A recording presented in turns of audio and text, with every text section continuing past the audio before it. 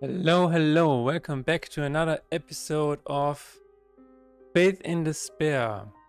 I was at the dentist and I still cannot feel half a mouth, so everything will be fine, We're going to take a look at more feedback today. There's a lot of feedback, actually. Maybe we can fix some feedback, I don't know. Maybe we can fix some bugs. Let's see how many new bugs we have. Oh, we don't have a lot of new bugs actually. That's really good. We're gonna take a look at. This is not something we're gonna look at. Maybe this bug. Maybe this one. Yeah, confirmation action for when selling a card. That's really good. Maybe I will also show the amount of cards in the deck. That's relatively easy.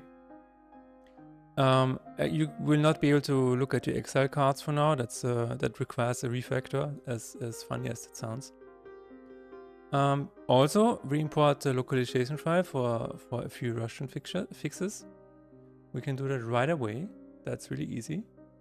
Import, replace. There we go. We can already do that and add it to our done list.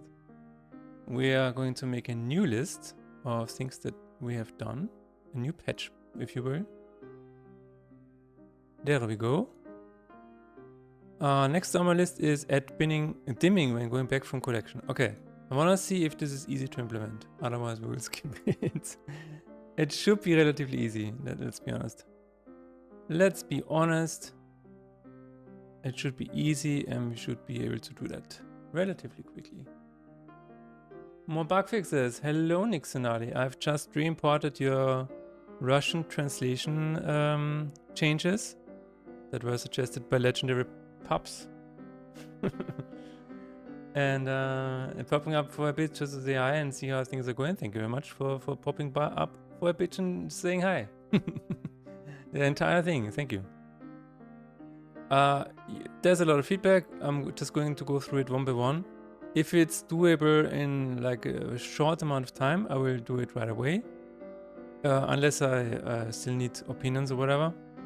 But there are some things that will require a lot more time.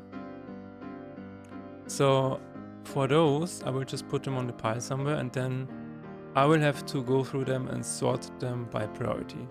There is actually a really bad bug that is happening, that is still happening. I don't know why. 0 HP enemies are still not gone. Yeah, there's one more. There's one more. I have no idea how this happened. This might be. I have no idea. This is not a graveyard. Whatever. We're going to look at this. Not now. Not now. For now, I just want to add a few, easy ones to get into the groove, and then we will see.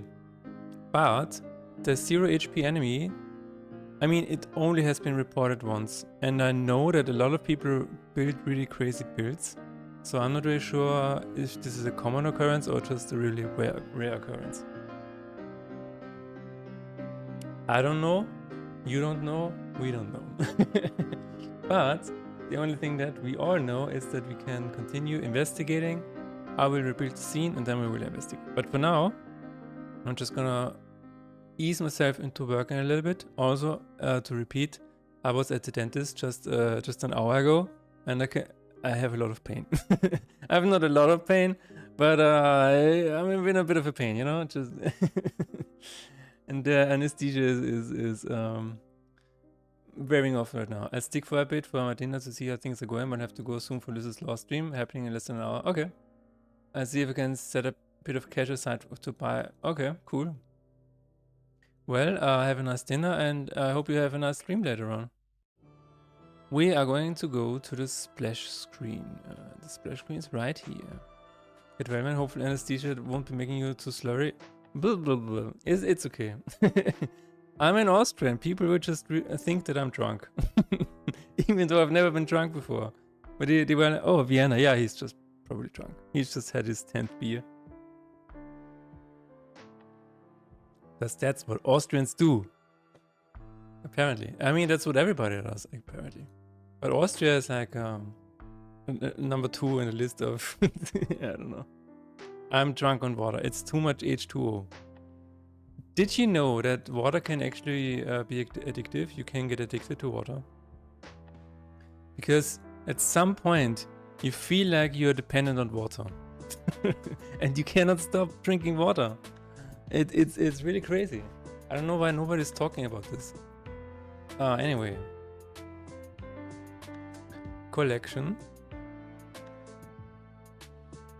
Collection. Okay, let's see what the button actually does. The button goes to... It sounded like an award ceremony. By the way, the video game awards have just been announced, right? It's okay. Water addiction is real, yeah. It feels like, you know, when you feel like you cannot live without it, you might be addicted. I would have to take a look at that. I would look at it. Really seriously, and take it seriously. Alright. Fade out. So this does not... Oh, this does not happen in the... This does not happen in the editor, which is interesting. I'm also gonna increase the version a little bit. Ah yeah, this is the Nick Sinali challenge. It's still pinned here. I have a pin here. Oh, there's no pin? Okay, never mind. So in the editor, it just goes like this. Alright. Alright. Camera fade in. Wait for 2 seconds. I mean 2 milliseconds, whatever. And 0. Okay. So what we have to do is we need to move this down here. And then hopefully we don't forget it. Otherwise it's okay. Show collection routine. Well, where is the go back to? I guess it's time for me to whip up those tutorials. Yeah, indeed. We have ads again. Holy crap. Let Unity do its thing. That's fine. So where is it going back to splash screen? Back. Splash screen. Show title. No. Show splash screen. There it is. 6 references. Oh no. Oh no. Yeah, I had a I had a theory about this, but it's okay. I can return to splash. Okay. That means I can probably add a function for this, a routine. Abandon run, return title. That's very cool, yeah, okay. Wait a minute, none of these have to fade out. Is that true? Okay, let's take a look. Let's take a look. Oh my god, I am in pain.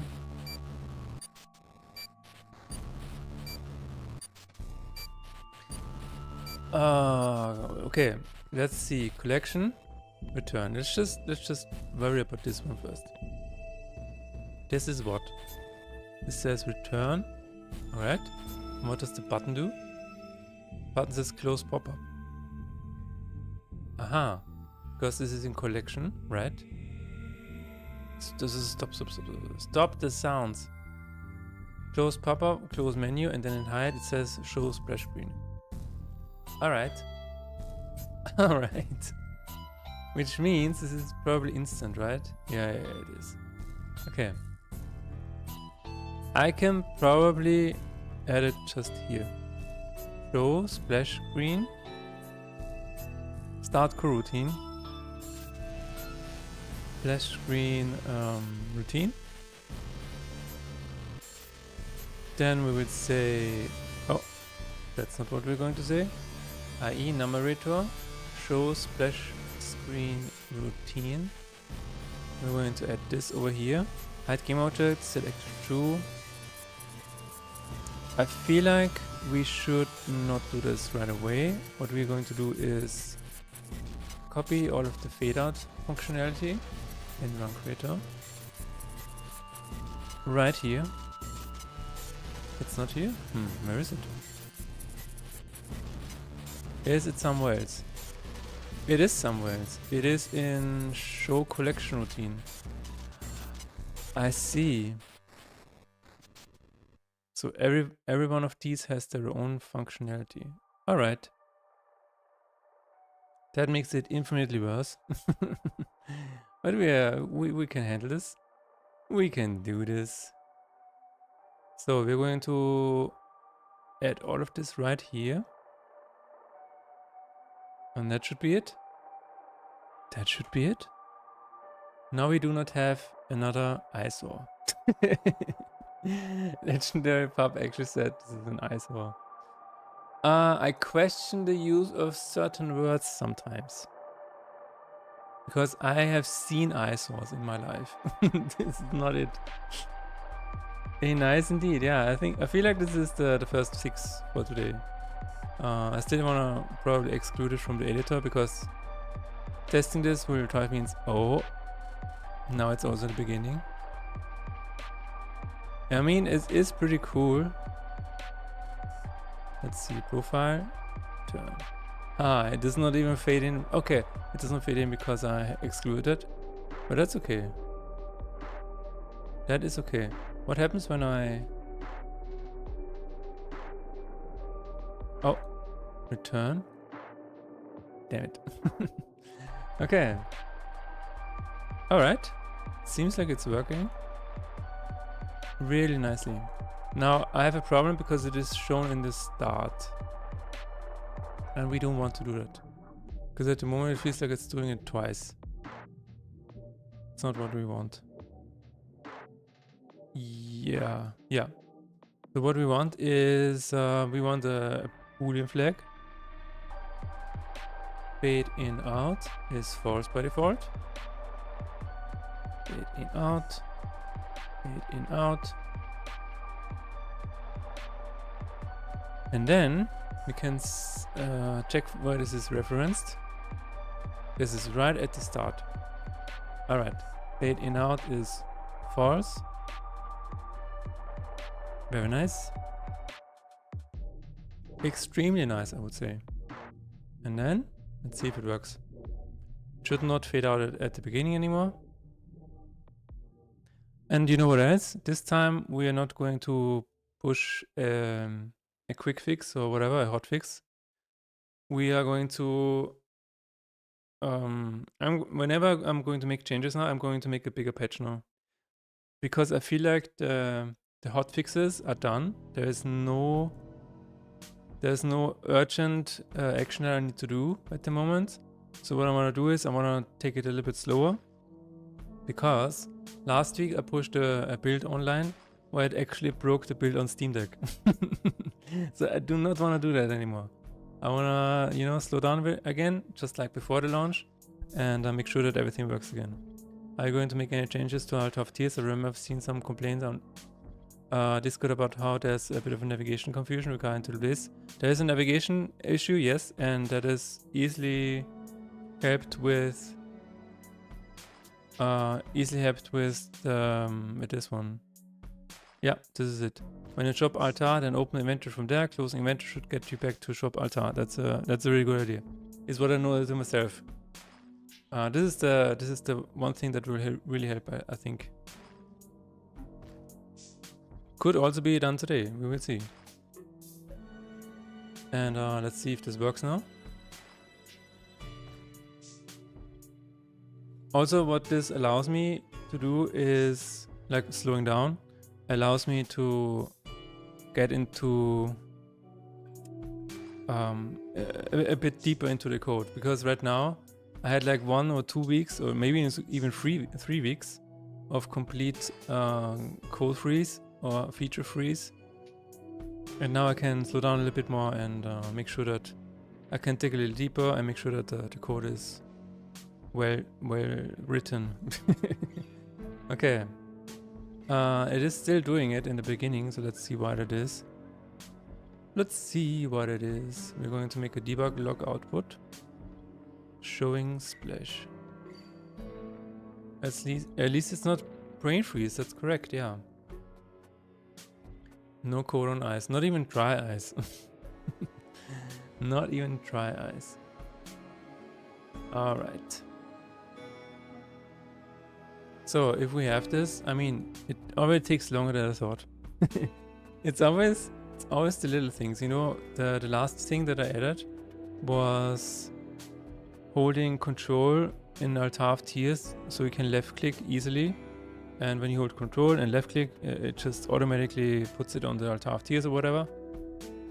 But this is actually what broke the Steam Deck build, because apparently in Linux you cannot just call for the input get key. It just does not work on Linux for some reason. It is really strange. So that is why the E button completely stopped working on Steam Deck, which is actually crazy. So what do we have here? Showing splash, there we go. Why is it? It is at the start, right? Did I say true or did I say false? God damn it. I said false. Okay. What I did not do is, I did not actually respect the variable. I did not actually check for it. If fade in out, there we go. That's usually what you should be doing. If you add a new variable, you also need to use it. Otherwise you're wasting compute. No, I'm just kidding. Also, for good luck, Bongo Cat. It might actually cause bad luck. We will see. I have a feeling that whenever Bongo Cat is up, stuff happens, so maybe we will see. Oh, Bongo Cat, what are you doing over there? Get down here. Get down here, cat. There we go. Something like that. Alright. Let's take another look. So it should no longer fade in or out at the beginning. Compute power, indeed. It is not fade in and out. Okay, let's go to collection and return. Oh. Let's see. If fade in out. Show splash screen. Well, where is it used? Hello Renderpunk. Philip in the house. Bongo Cat is in the house. Nick is in the house. We're all set. Yes, indeed. Today we're just going to go through all of the feedback. We have a lot of feedback actually. This is sort of bugs. Some are true bugs, some are sort of quality of life bugs. This is an entire wall of feedback that we can go through, and also some stuff over here, which is all really, really cool. Yeah, currently I'm trying to add dimming when going back from collection. As usual, it sounds easier than it actually is. But you know, I'm here for that.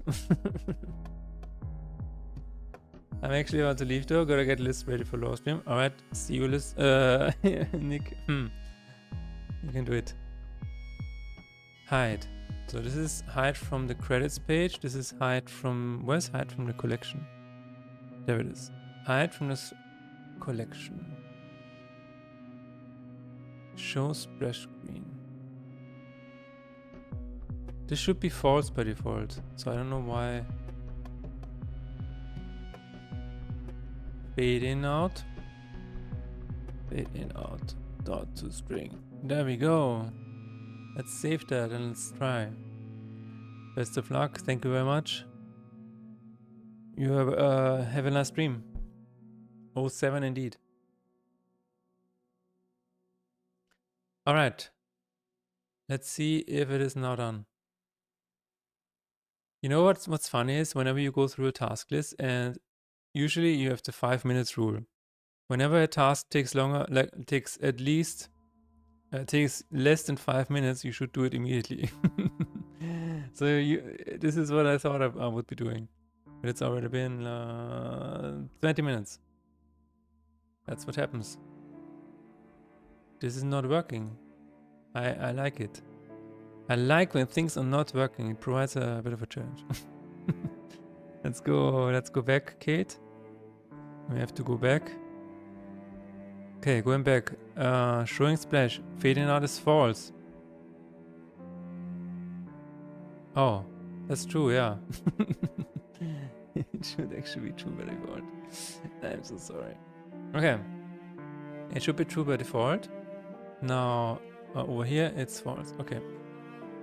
Now, I was just an hour ago, I was at the dentist, so bear with me. I might say some crazy shit.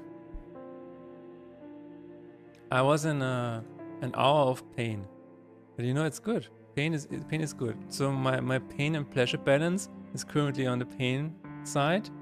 So everything is now pleasure. Everything else I do is now pleasure. Let's go return. Oh, now it works. Now it wants to work. That's really, really cool. Awesome. Will legendary pups be happy? I don't know. I don't care. I care like 1%. But I feel like this is better now, right? So now it's the only question. What happens when you return to title? Oh shit. When you return to title, you will get currently an epilepsy. That's not good. I don't want to have to deal with that. I don't want to get sued. Let's see. Return to title. What is the name of this? Let's go to pause screen. I think that anesthetic they gave you made you talk faster. Okay. Maybe no. Wait a minute. Maybe you have the stream set to 1.5 speed. Maybe that's what happens. You know. Don't tell me that's not how it goes in life. It's not my fault. Let's go to return to title. Yes. Is this actually no? Return to title. Check visible enemies. Okay, action here it is. Return to title. What are you doing? Return to splash. If we're in creator. No, we are not in the creator. We are here. Start coroutine. Return to title routine. I see. Wait a minute. What? It is actually using return to splash twice? Okay. Well, that's weird. That is indeed weird. Why do we have it twice here? It says here return to title. Once is fine. But twice? Do you really need it twice? Do you think? Let's see. Let's see if that needs to be here twice. And then maybe we have to also set it to false somewhere. Return to splash, yeah. And show splash screen. Maybe false, I don't know yet. Because apparently return to title does it... What is that? Return to title does not... No, it does not do it. I think it was just because it was called twice, yeah. It was called twice. Lifo played Faith in Despair today on stream and simply yeeted cards around without much thought. Yeah, you know, and I say this lovingly, he does not see what he's doing. So that might be, that is not a, yeah, he has a condition where he sees everything a little bit blurred, actually. So it's not really funny, but it is what it is. And you know, for that, he is a pretty good artist. He is also dyslexic, so he doesn't. I don't know. I guess he has trouble reading that. But yeah, it is what it is. Okay, return to title. Only once. There we go. Only once, and it still worked. That is actually funny that this was in there twice. I don't know whether to cry or laugh. But it is what it is. It was fun watching too. He was doing really good for some reason. Yeah. This game is too easy. That's what is happening. This game is just too easy. Especially if you don't keep going after the first run. If you play the game with just one run, the tutorial, then it is easy. But a lot of people don't know this, and they then just quit and say, well, this game is too easy. It is a solved game, and it makes me question a lot of things. He said the opposite, even the tutorial was quite hard for him. Okay. Well, he said he was doing really good, so I was confused. I am confused.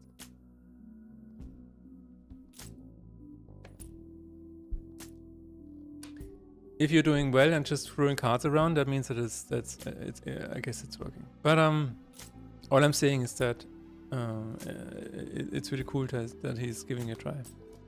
Either way. So let's see if you can abandon a run. Do we want to save this? Yeah, maybe we do. Abandon run. And then we will go to continue. Alright. I'm not sure if I had a fade out here before. Maybe I want to check it out. Let's check it out. It was hard for him to understand what's going on, but easy to just throw cards around. Okay. That's fair. We are going to check card game. Oh my god. My teeth. Windows. I want to see if this was already... If this already had a fade out when abandoning a run. I guess it did. I don't know why though. Maybe it's because of how the inventory is shown. The splash screen. Let me see. Wait a minute. Wait. Let's make sure the audio is off. Let's go. Okay, just hanging there. Okay, I'm gonna abandon a run. Actually, return to title. Okay, there's no fade return to title. So we're going to... This is going to be already better. So thanks to Legendary Pups. And then continue. There's also no fade. Alright.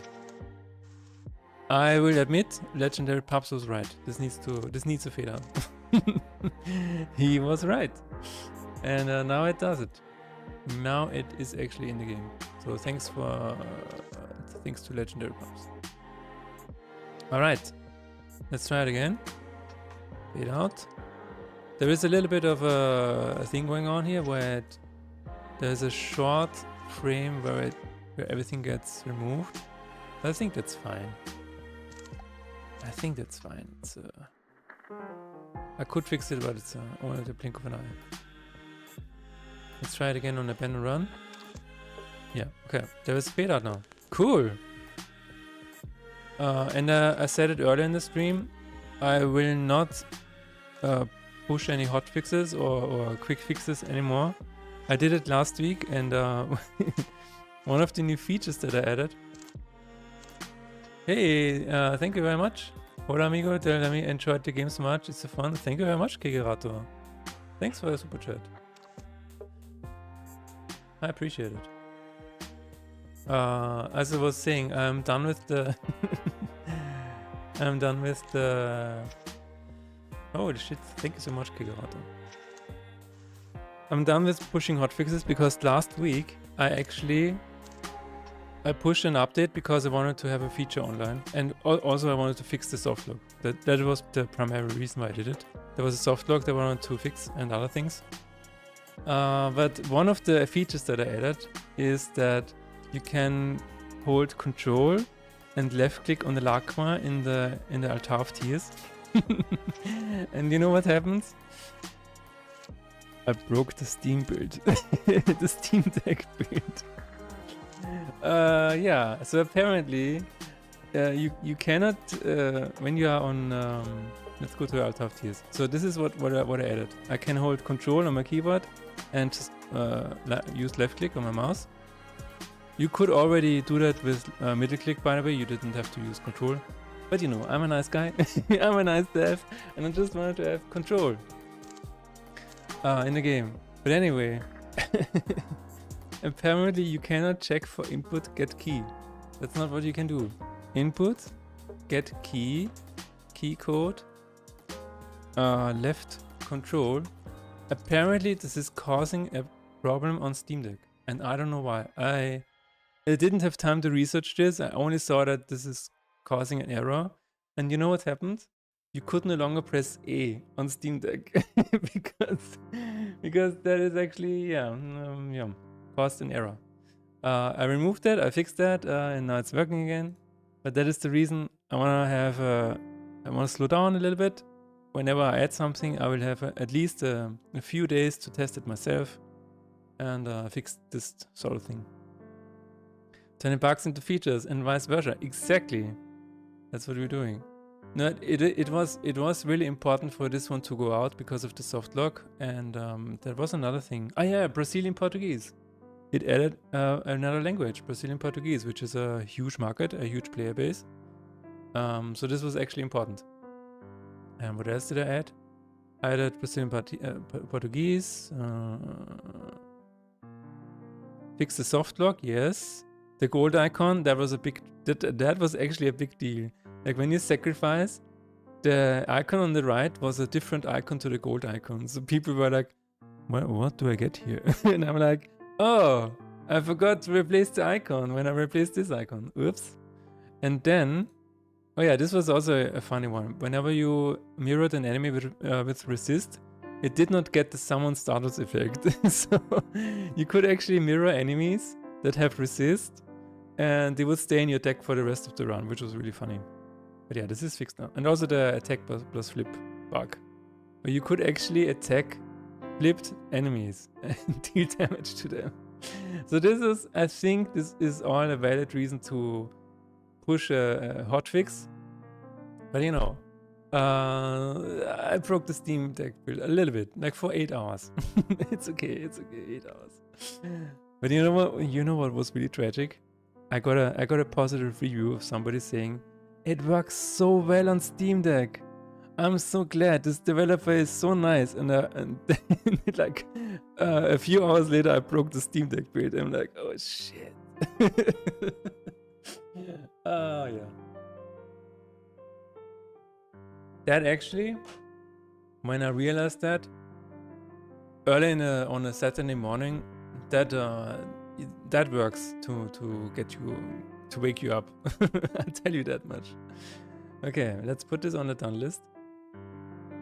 We have dimming by Legendary Pups. So, add dimming, add screen dimming to various actions when going back to title screen.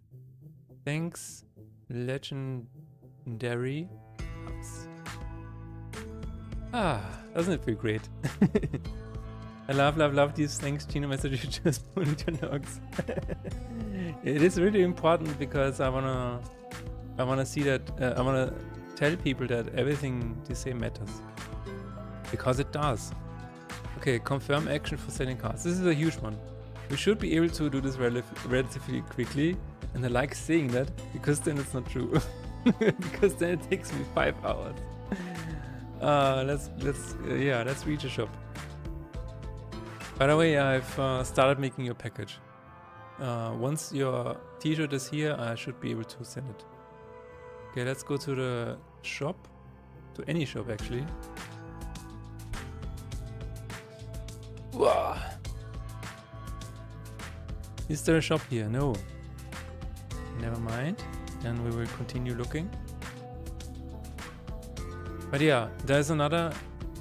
Wait a minute, is the sound on? No. There's another really strange thing.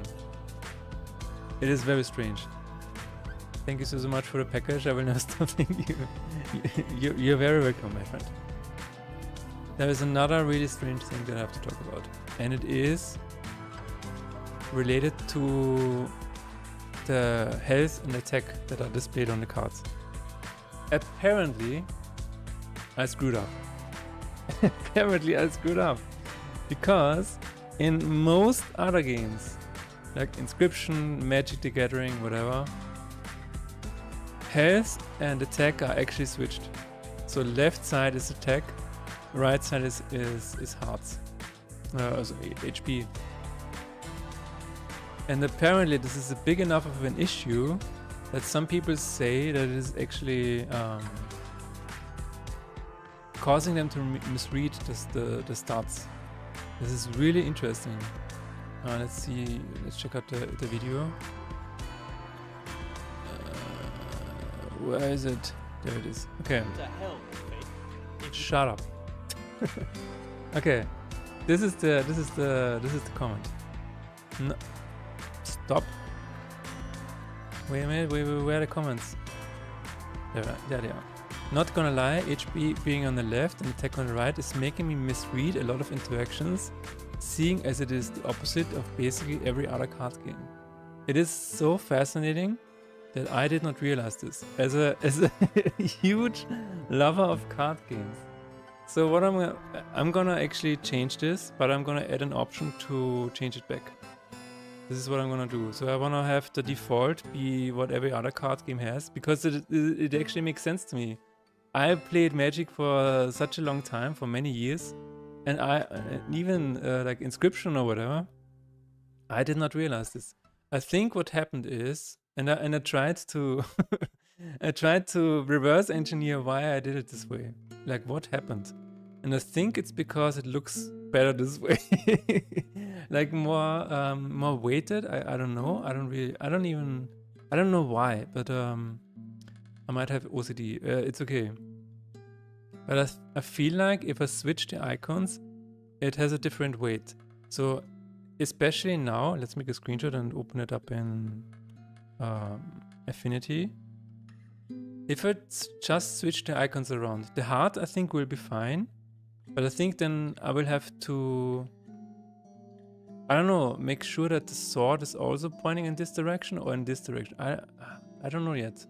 I guess it will be fine if it's the same direction as it is now. Let's see. I mean, I can just switch the icons, I guess. Just make a quick sketch. And I also want to say that a very good game dev friend of mine, he has told me that he has also troubles reading the stats. So he's very unsure about sometimes what is the HP and what is the attack. So there's another thing, and he suggested also a different layout and stuff.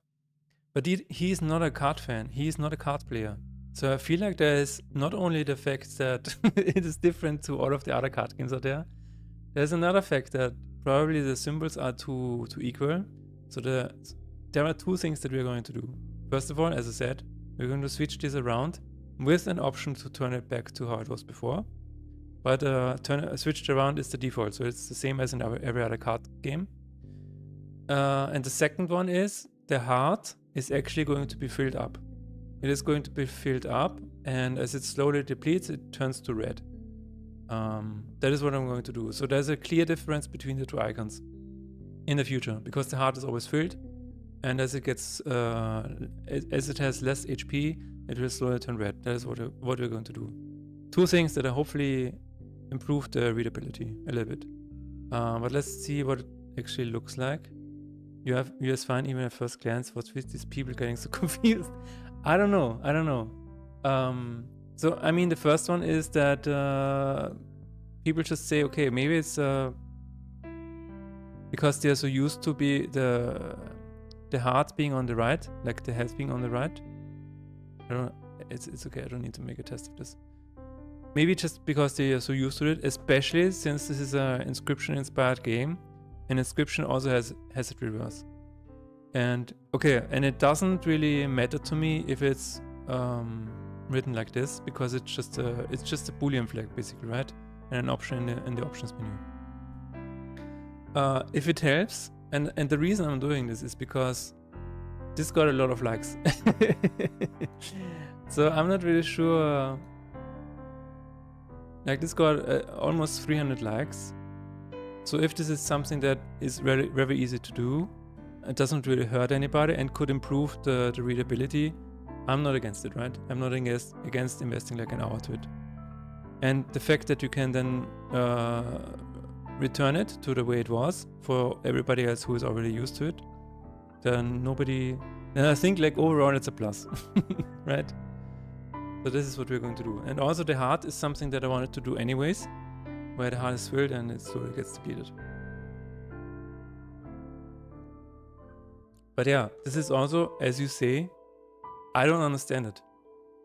Like some of the things I can understand, but especially when my game dev friend told me he is having trouble making sure, seeing what is attack and what is HP and how close they are to dying and stuff like that. I mean, he even said that I should put the total HP here and stuff like that. I don't know.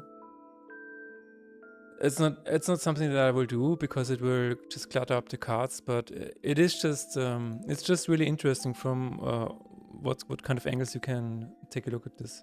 I see how it's more conventional for card players. Switching icons around would be better in the long run. Yeah, okay. Yeah, exactly. And again, I'm actually surprised why I did it this way, because I know it from Magic, I know it from Inscription, you know, it's really interesting. It is a minuscule change, yeah. It is. I mean, this is the thing with things like that. You can look at it and ignore it, or you can say, wait a minute, it has 300 likes. Maybe it's just because people find this funny, right? And then they like it, so they don't really have an issue with it. But if it's really something that can be fixed very easily, then I'm not opposed to it.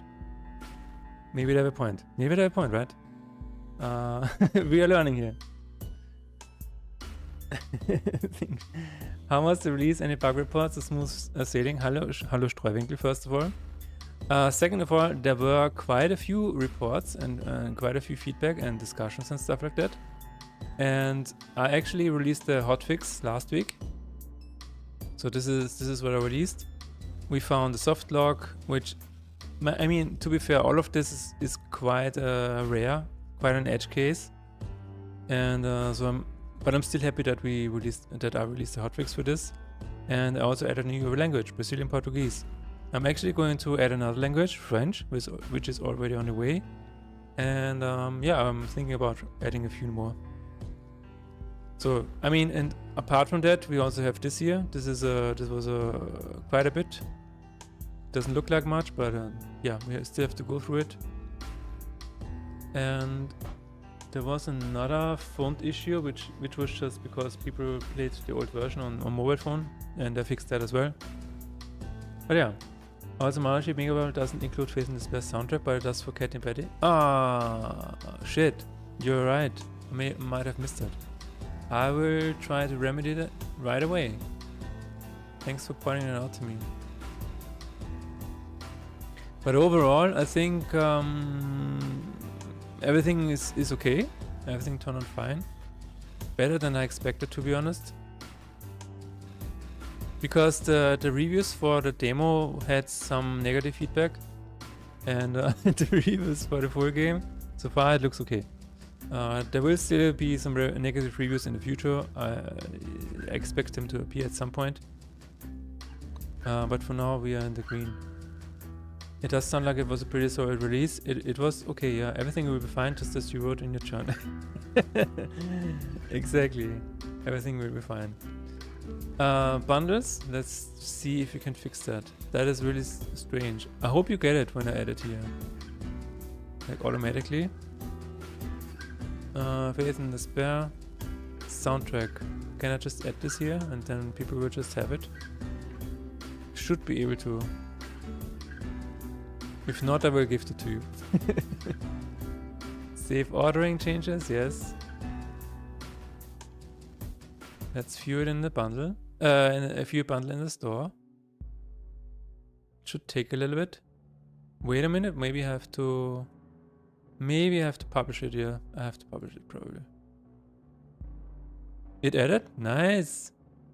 Right this second. Oh, that's really cool. Okay, that's really cool. All right. Well, thanks again for pointing it out. And that's it. Next, we have the scream dimming now. Yeah. So right now I'm just going through all of it, and I'm trying to fix the low-hanging fruits, where I'm like, okay, this is really a quality of life feature or something that is missing. For example, confirm action for selling cards. This is something that is missing, because if you have confirm actions activated and you sell a card and it doesn't have a confirm action, then this is actually an omission, right? So what we're going to do is we're going to add this, because it should be relatively easy, because there is actually already a confirm action for buying. There is a confirm action for buying right here. And I think also for this one, yeah. There's a confirm action for everything here, just not selling, and we're going to add this. And then The next thing that is that also people say should need a confirmation is replacing a creature, and we talked about this last stream. This is going to require a bit of a refactor or whatever, but yeah, it should be okay to do. And I really like this feedback because it shows me that the option to confirm actions actually helps people. This is really, really cool. I really like that. All right, shopkeeper. Actually, no, this is materia inventories, yes. The other thing that I wanted to talk about really quickly is that this game has 10% refunds. 10% refunds. There is a thing going on where people can actually say why they refunded, and most often than not, they picked it is not fun. And there are a few things going on. First of all, people say it's too easy because they just breeze through the first run because it's a tutorial, right? To fix that, I think I just have to make it clear that, hey guys, you're playing the first run. It is going a little bit easy on you. So I think just having a little bit of a messaging there and setting the right expectations will help a lot there. And on the other hand, some people actually realized this game, much like the Lacrimi, is not in the cars of the gym. Yeah, that is really really sweet. And the other thing is that some people played it and refunded it because they do not have a lot of money. So this is something that happens when you raise the prices of your games. Some people just don't have a lot of money, so every bit helps them, you know. And if the game just doesn't give them the same amount of dopamine or whatever that they expect it to give them, then it's totally fine to refund it, right? But we can definitely improve on that by setting the right expectations, I think, in the beginning of the first run, and saying, hey, you know what? Maybe even Death can see, since this is the first run, I will go a bit easy on you, or something like that, you know? We will see. Actually, wait a minute. Let's get back to the shop. There's just a lot of things that you can consider and reconsider and think about. And I feel like this is really, really cool because all of this is, I mean, none of this is failure or whatever. All of this is just data. And based on the data, you can, you know, pull a few switches and correct the steering of the ship a little bit. Because, I mean, the launch is a very important event in the game. Probably the most important event. But in this case, I feel like I can still improve it and keep working on it. Maybe, I don't know for how long. Maybe for a year, I don't know. I have other things that I want to do. But it just shows that there's interest and we can do a few things. Don't get too bogged down in all of these negative stats. Most folks don't mean anything bad by refunding. It's just not for them maybe. Yes, exactly. No, again, I completely understand that. I just want to see the data and see if there's something that I can do. Because if it is something that is within my control that I can change, that does not change the nature of the game too far away from my vision or too far away from what I want the game to be, then I feel like I can do something about it. And then it's this sweet spot of, okay, I will meet you halfway. If you still don't like it, that's fine. But if you then meet me halfway with this change, then maybe, you know, we have one more happy customer, one more happy player. So this is my theory. And overall, I'm just so glad that people actually enjoy it. Like people actually make broken builds and stuff, and they explore the journal. They just play it like it's intended to be, you know, have a bit of a downtime after work and stuff like that. So this is all really, really exciting to me. Usually I would say that this is probably one of my best launches ever in my life. Because usually it dies out relatively quickly, sometimes on the same day. And this will, I mean, the noise will die down for sure. But you also have to remember we still have the console launch up ahead. This game is going to be on consoles. I actually have talked to my friend about this. And he confirmed we are definitely going to do this. We just don't know when. After all of the changes are done, maybe the next content update, maybe the content update after that, if there's going to be one, I don't know yet. But then it's going to be on consoles for sure. So there's another launch that we can work towards. But yeah, first of all, we need to make sure that selling a card is actually showing a confirmation. We have purchase card, I think. Shop sell routine. There's not a single thumbs down review. You have just called upon the evil spirits. we will get a negative review in the next hour. And it will be completely fine. It will be fine. If it is a negative review, then I will have another data point that I can work around or work with. So all good. And as Renderpunk said, it cannot be for everybody, and that's fine. That is completely fine. Shop, purchase. Okay, shop a buy card. Shop, buy card. Purchase card? What is it? Purchase card. There it is. Okay. And we should have a confirmation button right here to purchase card confirm. So if this is everything that we need, then this should be relatively easy. I like saying that. I like saying that. Sell card because it makes me, it motivates me to keep going. So this is actually cannot be sold. Yeah, this is the correct entry point. I'm gonna say picked card is this. If player wants confirmation, set confirmation selection button. We're going to say sell card confirm. It should be correct. And we're going to set this to sell card confirm.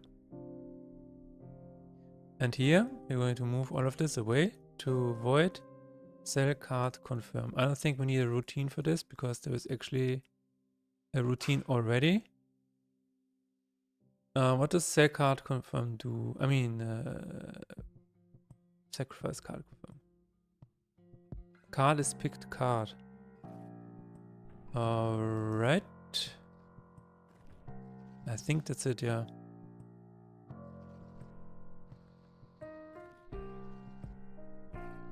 Card is gleich this one. Picked card is this, yeah. I confirm selection button, that's good. So whenever we have this, sell card, and that's it. So now we should have confirmation when selling a card. Relatively easy. Relatively easy. But yeah, I'm surprised that I wouldn't say surprised, but I'm really happy that it worked on Steam Deck as well as it does. I'm also happy that apparently Cloud Sync is working correctly, like Steam Cloud for the save files. Really, really cool. I remember the evening that I worked on this. I actually had my Steam Deck here and a Mac over here, and I was just constantly switching, like playing on Windows, closing the game, waiting for it to upload, opening the Steam Deck, waiting for it to download, opening it, and so on and so forth, and then going back to Mac and making sure that I could just continue the game everywhere on my account. So this is really, really cool. I'm not sure where we can put this. Maybe we should actually put this below in this case, because at the top there's not much left. Not much space. It's the same thing that... I guess we need to put it at the bottom, yeah. Let's put it at the bottom, that's fine. There is place for this. Let's put it to -3. And that should be it. We can think about the confirmation for replacing a creature, but I don't want to do it right now. Hello Sons, how is it going? I'm doing fine. The launch was last week. We have a lot of people playing it. We have a lot of people excited about it. A lot of feedback, some bug reports. It's really, really cool.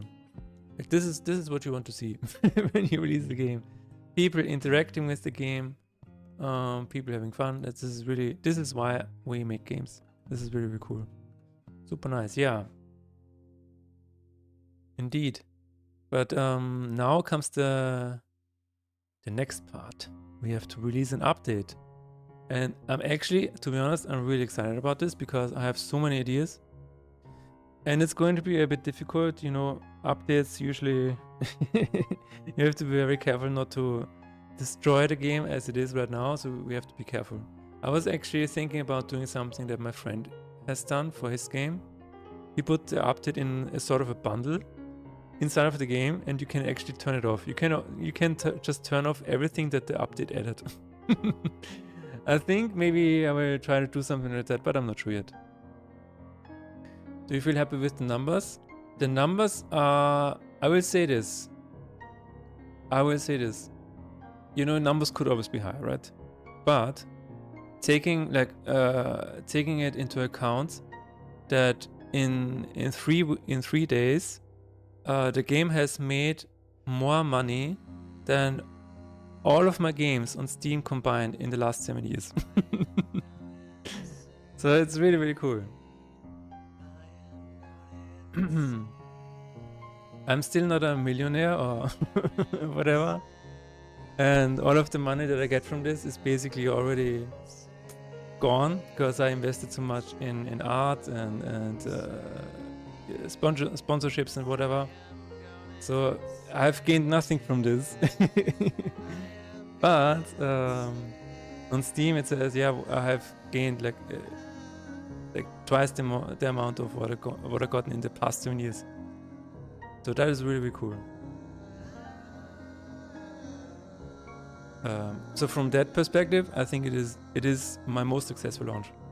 Like I have not had a more successful launch. Even Halfquake had a lot of players, had a lot more players, had a lot of reactions and stuff.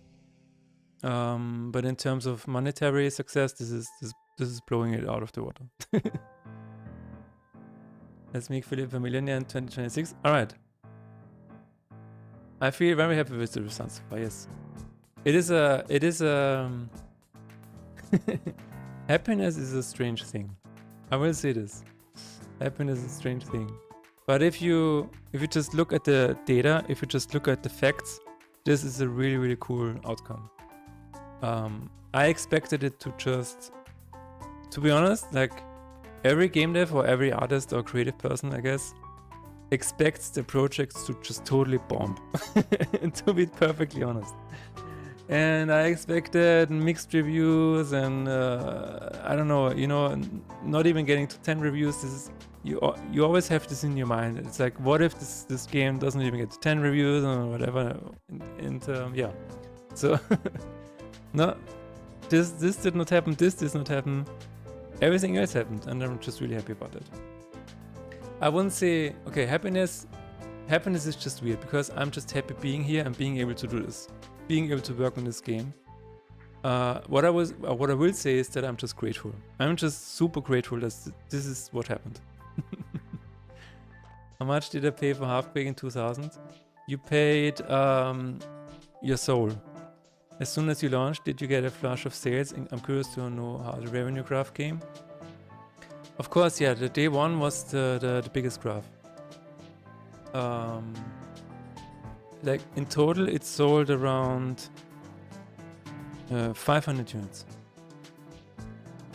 So this is from starting on Wednesday, and we sold around 500 units up until now. So this is in the first 5 days. This is really nice.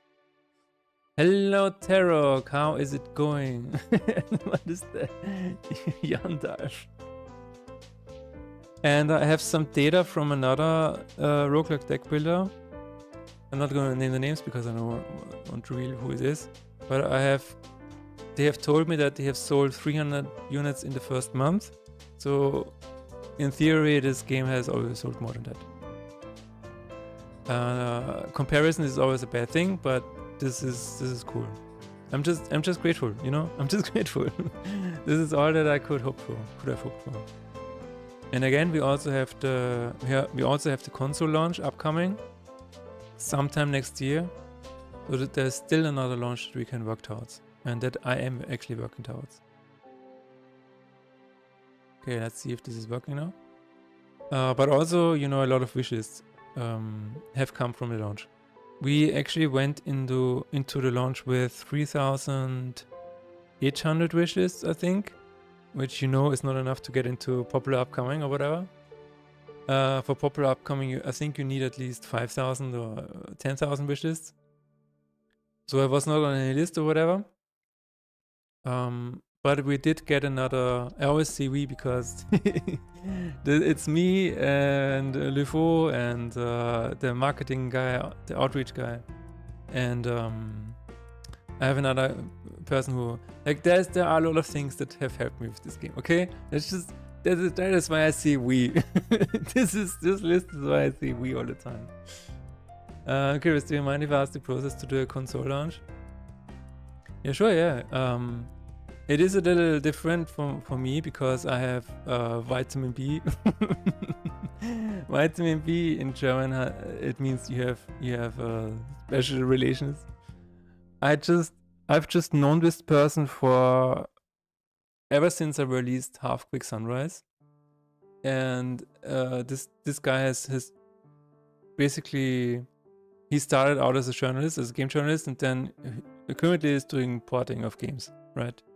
So that is what we're going to do. We're just going to, I'm going to wrap out the game as best as I can. And I'm just going to give it to him, and we have a revenue share.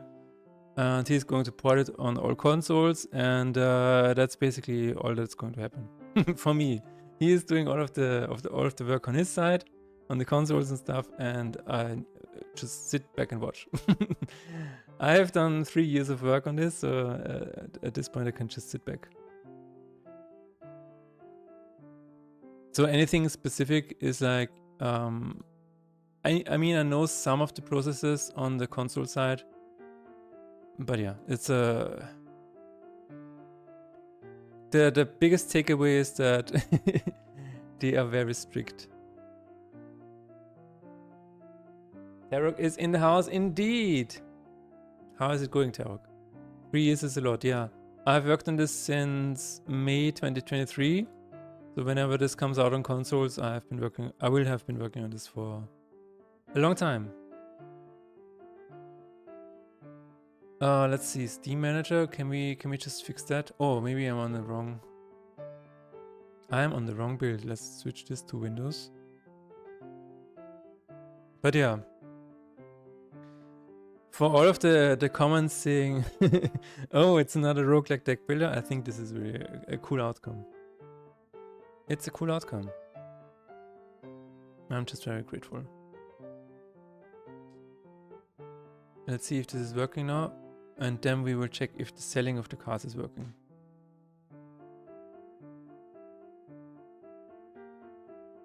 Sons, you are also working on a game, right?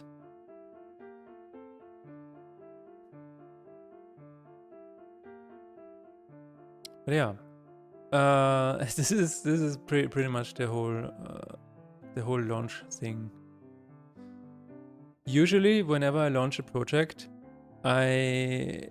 slowly, okay. Well, if you want to share something, feel free. Usually after launch, I crash a little bit. And it is always after the first big update. It is really strange. Like when I released Cat and Betty, I actually did a Halloween update, and then I had a little bit of a crash.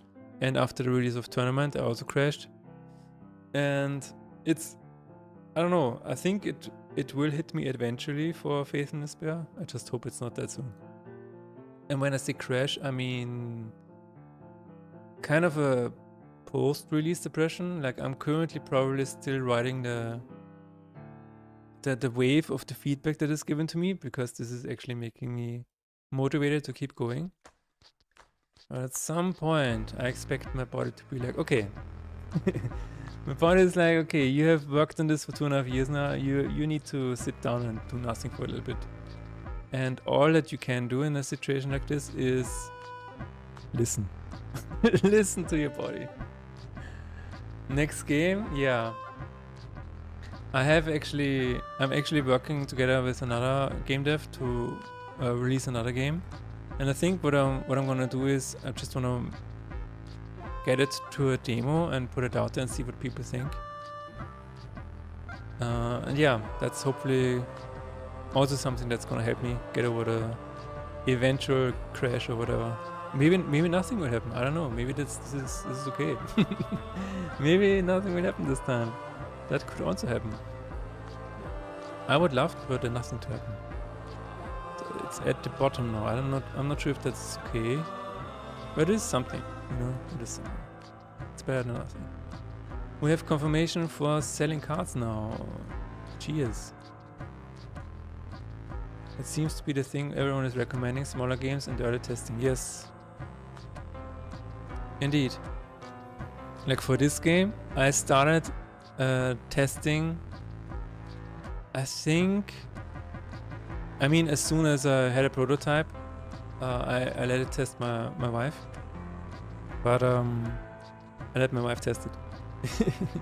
and then I released the Steam page, and the itch page, relatively soon afterwards. I think I released it in December 2023 or January 2024. So the Steam page was actually up for a long time. And I did this because I wanted to have a lot of early feedback. Now, did it hurt the game? I don't know. I think it helped the game, honestly. Because I got so much feedback over the years that I don't even want to know what the game would have looked like without all of this feedback. So I'm gonna show you what I've done. If you take a look at the development log here on itch, you can see that I started uploading this in December 2023, and I think this was really cool because I kept getting feedback over the years, always like different people and stuff like that, because eventually people just burn out on a game and leave and go to the next game or whatever. But they always leave something that is really, really valuable. So yeah, it was crucial for this game to do this, I think. And to be honest, there was never really a point in the development where I thought, okay, I need to cancel this game. No, it was always another person coming and saying, hey, I really like what you're doing here. Maybe there's a lot of potential or whatever. And then you just see, okay, what is that potential they're talking about? And then you slowly build towards that. Let's pray that crashing down wouldn't happen. Yes, let's pray. I let test my wife is an interesting concept. No, as if you purposely designed the driver mate. That's true. That's true. I mean, there was the early versions. You know, it's always interesting when people say that this game is not balanced. They should have played the early versions. They should have played the early versions of this game. If you beat the first boss, doesn't matter. The second chapter will just screw you forever. Until I really said, I think I did like a balance pass 3 or 4 times for this game. Like I remember one weekend, I sat down and I just removed all of the crap and all of the fat, and just really looked at the numbers and extracted the numbers into a nicely written JSON file and stuff like that. And from then on point on, I think it was pretty okay. But yeah, there are probably still balancing issues. I don't know. Anyway, we have the confirmation button now, which is really cool. Where is the confirmation selling cards? There it is. Who actually said that? Oh, yes. See, this is this is not something that I can attribute to anybody because it was an anonymous tip. Maybe I don't know who it was. I don't know. But this is done. I can move it safely to the done list. That's really cool. Alright, let's take a look at the next one. The HP enemy one is definitely serious. I'm gonna have to take a look at this tomorrow probably. Okay, let's take a look at this one. Apparently you can get Bliss even if you have even if it is locked in your collection. So this is something that we're going to take a look at. after the ads. The ads start in 1 minute, and then I will take a break because I'm almost out of water. It's crazy. Or maybe, first, maybe I want to take a look at this. This might be easier. I just want to go through the low-hanging fruits right now.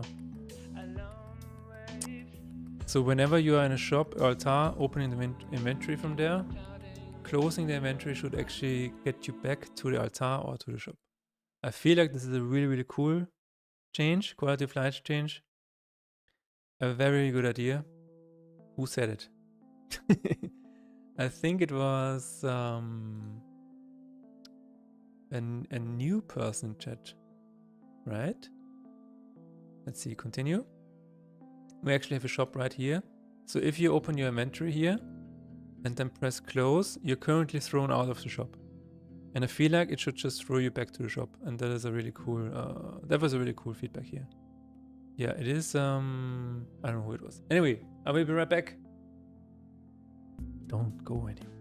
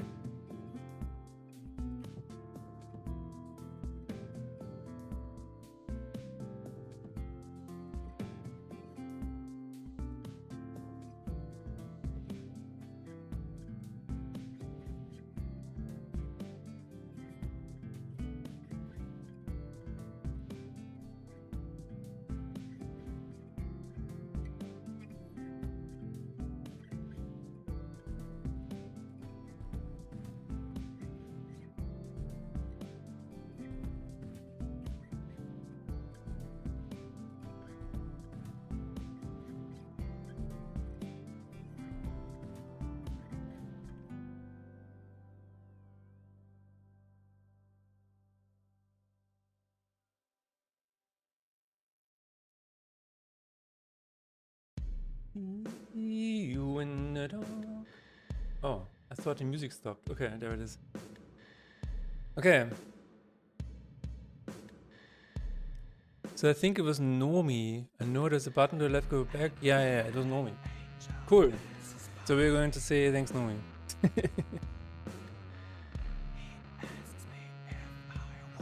Thanks, Nomi. Small Nomi. Okay. So I feel like this should be relatively easy.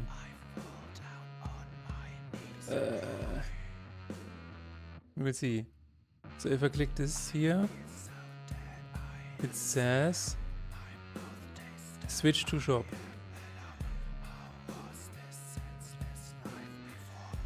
Okay. That means there's probably a function here somewhere. And now crunch time! Yes! Hello, Rovist. Now it's crunch time. Yeah, crunch time, you know. Actually, you know what? It crunches yesterday in gym. It's always crunch time in game dev. We're crunching the numbers, we're crunching data, we're crunching dev time, crunching in the gym, we're crunching on protein bars, we're crunching all day. It doesn't stop. The boss wants you to add in an entire new mode, untested with unlimited rounds and constant RNG mechanics to make the enemy have the advantage. Insane mode go. That's crazy, yeah. So basically a raw random mode. I can think about it, something like that. Yeah, why doesn't the overlay not work? Let me see. I'm gonna take a quick look. Just a very quick look. Stream chat. Additional settings for the source. No. Hope you're doing well and taking time for your mental health. Yeah, that's I talked about this earlier. I will take a look at this after the stream, I think. I talked about this earlier. You know what I did? Like a day after launch, I actually... Oh, there's a search for this. Cool. 7 TV. Global edit. So why does this not work? Better TV? Maybe it's a better TV emote? No, it's a 7 TV channel. You know what I did after the day after launch? I actually went to my second archery lesson. So I released it on Wednesday, and on Thursday in the evening at 4 p.m. I just went to my second archery lesson. I can actually show you a photo of this. It looked like this. This is the lane that it looked like.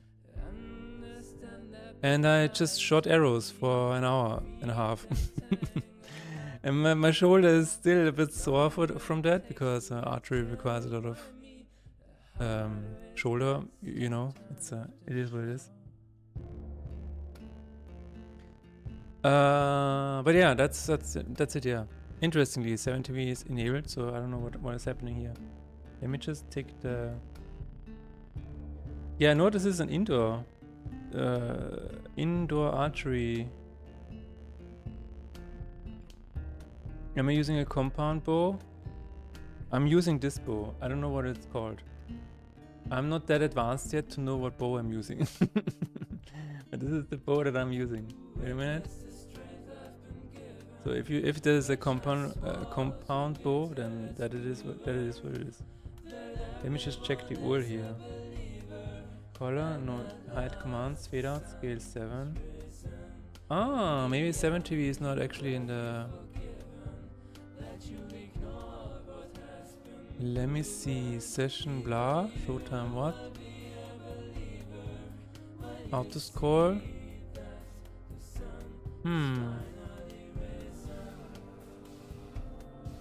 Steamboat support is experiment challenge. Okay.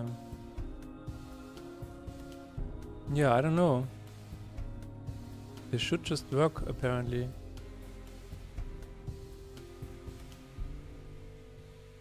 This and showtime is this, auto scroll, align bottom column, no time, hide commands, fade out. I don't know. I will look at it after the stream. As for my camera, there is a I will take a look. So I don't know what bow that is. I don't know. If you know, then tell me. But yeah, this is what I did the day after launch. So I just took a bit of a time away. I also go to the gym regularly. Like on the weekends, I go on Saturday and Sunday, and I just sit in the gym for like 2 hours. This really helps me and my mental health to recover a little bit. But yeah, it is a bit of a battle. That's true. But thanks for pointing it out.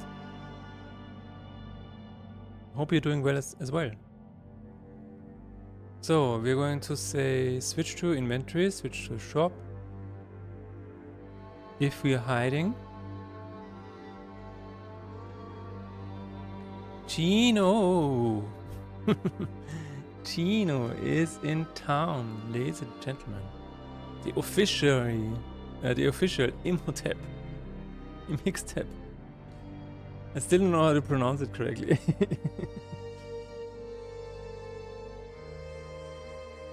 You know, maybe I should just reload. Ah, maybe that's it. Your bow type is recurve. Thank you very much. It's a recurve bow. You know what? Maybe it just needs to reload.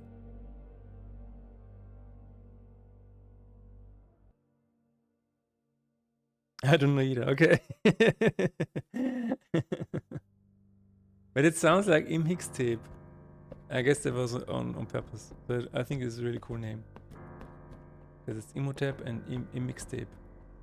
As for camera, I think I will get a new camera actually. So I'm working on that. Okay. Close inventory. If we are in shop, remove new indicators. Wait a minute. If we are in shop. Wait. We're in shop, right? Was in shop. How is that set up? Let's take a look. Was in shop is true. Okay. Where's it set to false? When I leave. When I hide. Okay. Which means I should just check this right here. Instead of hiding. Switch to shop. And return. And if I was in if I was in altar, switch to altar.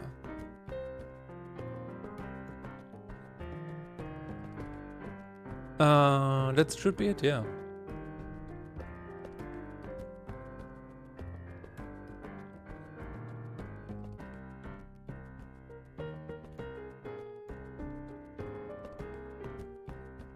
Okay, let's see if it works. Because that should be a huge help. Something that I've also that I will also appreciate when I'm playing. By the way, Chino, Imhotep has actually followed me. Do you have something? Do you have a knowledge of this? I'm going to inventory and then close. That seems to work. This is also close with no. Right click does not work yet. Because right click is a different function. You would think that this is it is not a different function. Show for shop.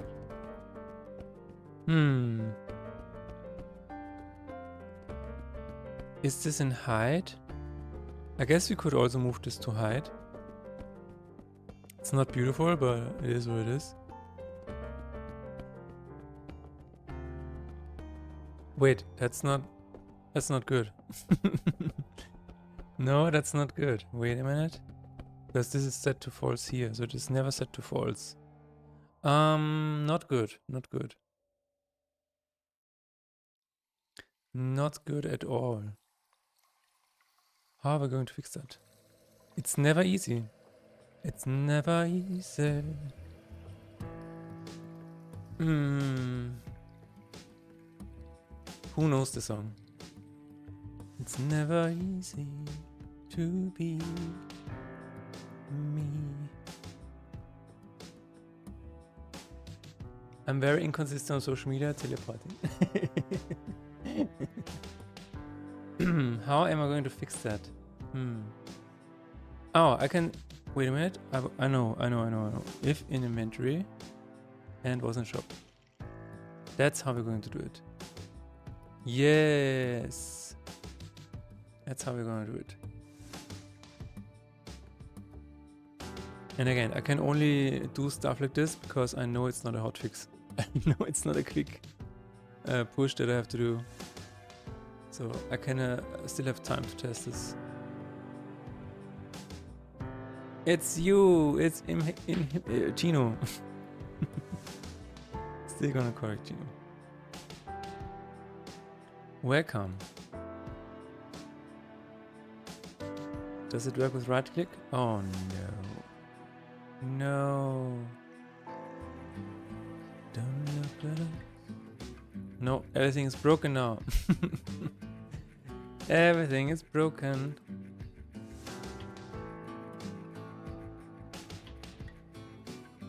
We are not afraid. What do we do here? If I was in shop, I wanna switch to shop. This is difficult, I don't know. If I am in shop, I should still close it. In inventory. This is not always set to true, is it? No. No, it's not.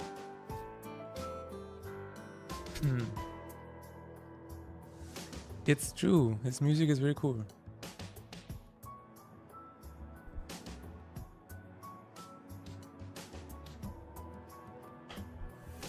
You know what could also help?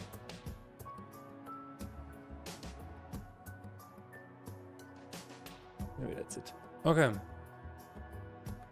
In inventory. So I'm gonna take a quick thing of this. No. Yes, okay. When I'm in shop. Was in shop is true. And then if I go into inventory, then it says in inventory is true. So this is the tree. If I call hide right here, then it should say if was in shop is true and in inventory is true, then I should just switch to the shop. So why is this not working?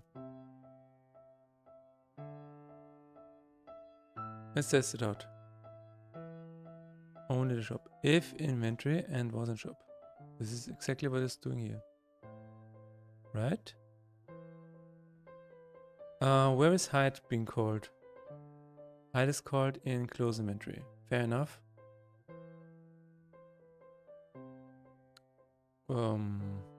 Is this also called? Okay, let's see.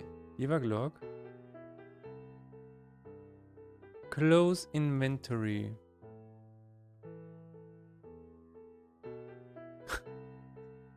Close inventory, and here we are going to say hide.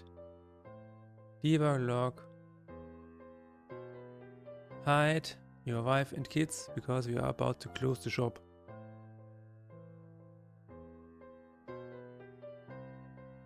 So we should actually go back to the shop in this. We will see. Maybe close inventory is actually being called. That could actually be true. No, it just calls hide. That is so weird. That is so weird. It just calls hide, man. How does it even work? You know, sometimes I really don't understand how it's working. How things are working. Because it means this is never called. Also it says close menu and then it says hide. Doesn't close menu call the function? Yeah. Function. Does this mean this is called twice? Reset booleans, what does that even do? Oh yeah, okay, that's fine. But then it's not doing that?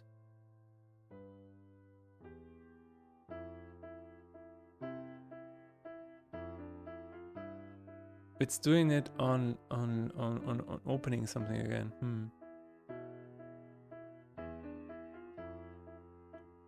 Huh. Switch to... Okay. Man, that's crazy. That is actually crazy. I don't know. Okay, let's test it out. Let's see.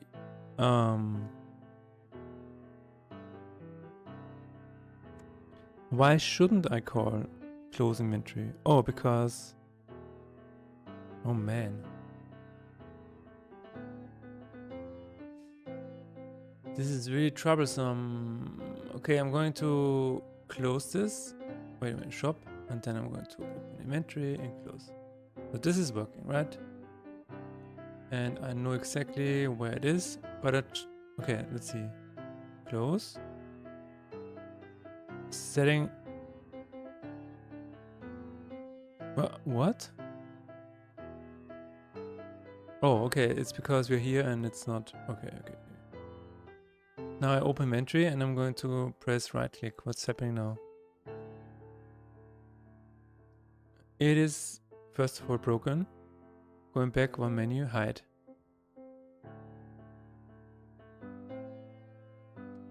In inventory and was in shop. Why is this not working? Huh. Well, let's see. Hide plus in inventory to string plus was in shop to string, and here we go. Here we go. What is that?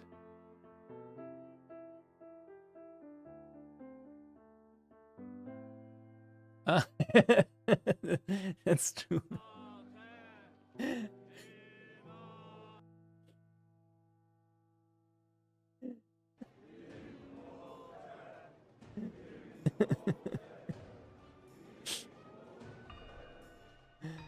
Yeah, that's actually true. Anyway, let's open it up again.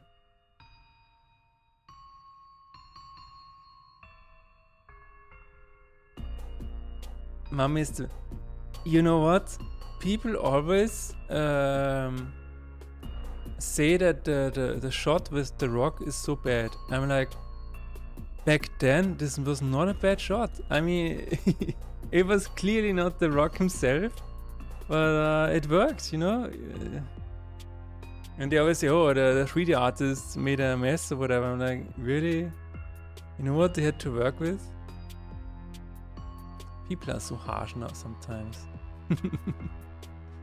Don't be so harsh now. Both is true. Okay.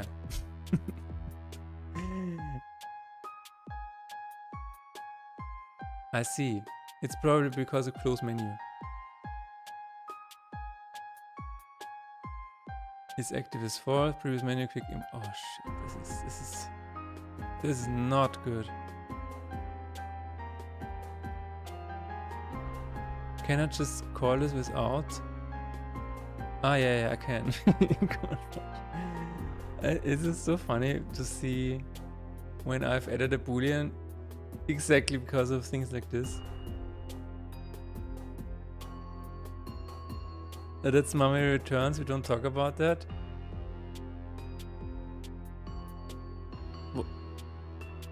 What? The Scorpion King was in... Oh, the Scorpion King was in... Mommy returns. Really? Huh. Damn.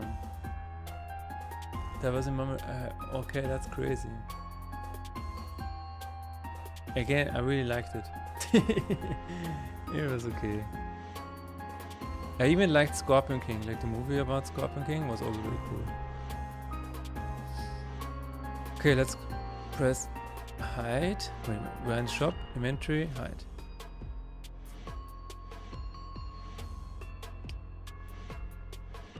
I should rewatch it, yeah. I feel the same. So if both of these are true, then it should actually go here. But hide is only shown once. What does that mean?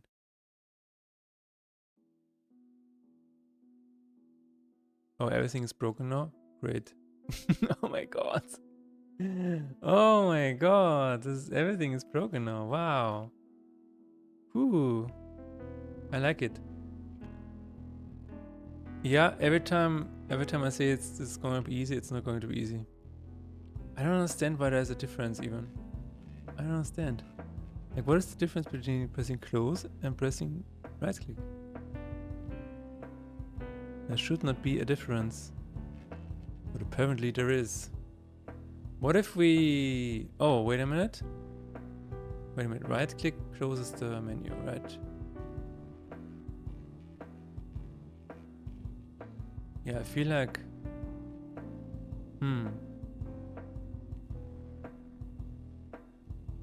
Switch to shop. Right click closes the menu. Ah, that's the reason. Oh, okay. I think I know what to do. I think I know what to do. Let's go to player movement. Player movement CS. On cancel update, here's what we're going to do. Please tell me there's another one. Yes, there it is. Wait a minute, this is distracting me. It is distracting me. Avoid players accidentally leave him with mouse click. Okay. No, what we're going to do is this.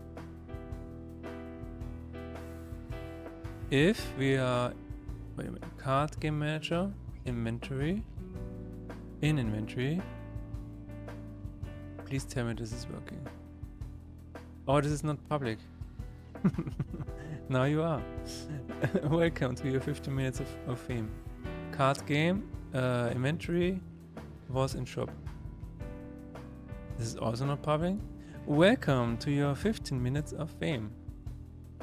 And then we can say card game manager, inventory, switch to shop.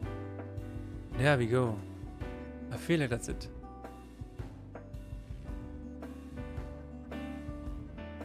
And we have to do the same for our half tiers. Yes. Another movie that I need to rewatch is Aladdin. The original Aladdin. I actually saw a clip on the weekend. Man, the nostalgia is too much. Too much to handle. Way too much. I love Aladdin so much. Such a cool movie. I don't like the new one. I don't like the one with the real actors. No. See, now it works. There it is. We can close this and we are back in the shop. So if you're going into the inventory here and then go back here, then you're still in the shop. Even when you press right click. That is very cool. But now I cannot exit the shop.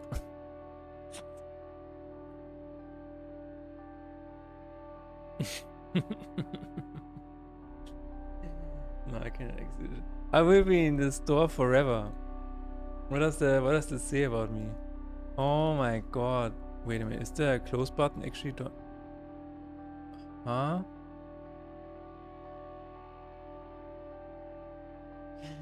What is happening?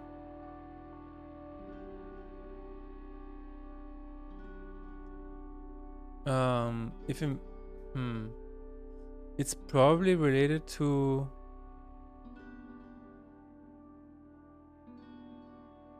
close inventory. Is it not resetting the booleans? No, it should be resetting the booleans. Let's see. Void hide. We are closing the inventory. So I think it should say close inventory. Okay, let's try again.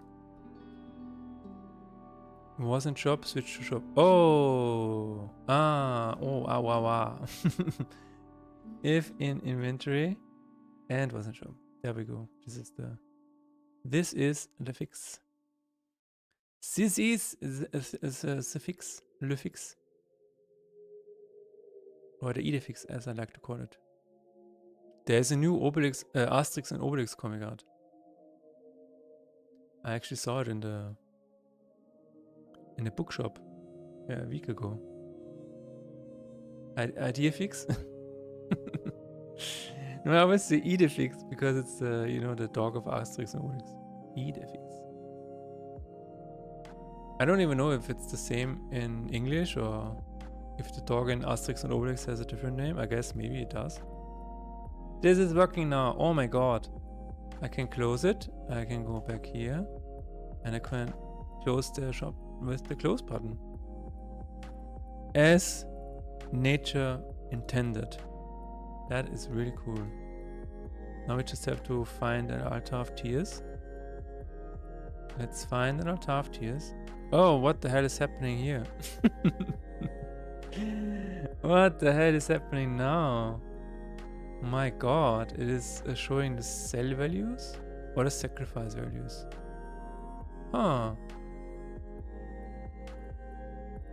It is probably showing the sacrifice values, yeah. How do we get rid of that? Destroy upgrade preview, reset, okay. Interesting. Wait, nobody knows about Asterix and Obelix? I'm actually confused.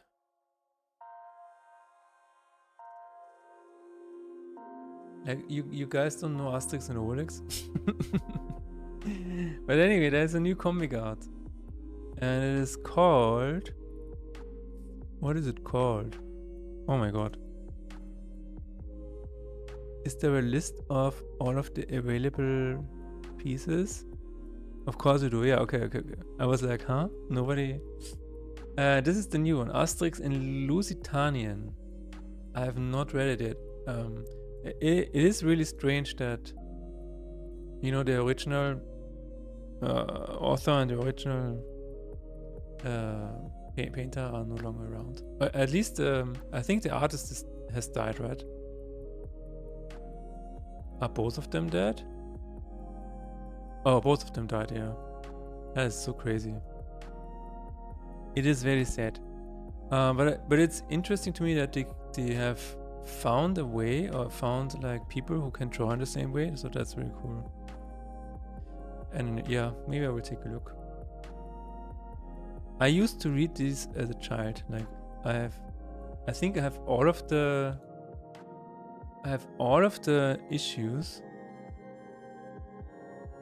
Let's see. I have probably all of these at home. Maybe not this one, I don't know. This one was really cool. I really like this one. Wait a minute. Maestria. I think I have all of these until here somewhere. Yeah. And then I stopped buying them. I don't know. It is what it is. Okay, let's go to study once again. Like, what happened here with the preview stuff? Interesting. This is the preview in the shop, right? So first of all, why is it not showing? No, this is the preview for the sacrifice. There is a sacrifice bug, but that's fine. That's fine. What I want to do is I want to go back to another sacrifice. So let's finish the fight. I had a cool idea for another boss, where the boss would summon duplicates of itself, kind of like mirror images, but also not really. It's just summoning shadows of itself, basically. And you can all do damage to you, but you have to find the right one, and you know how it is. It's basically just ninja shadows. I feel like that could be really funny.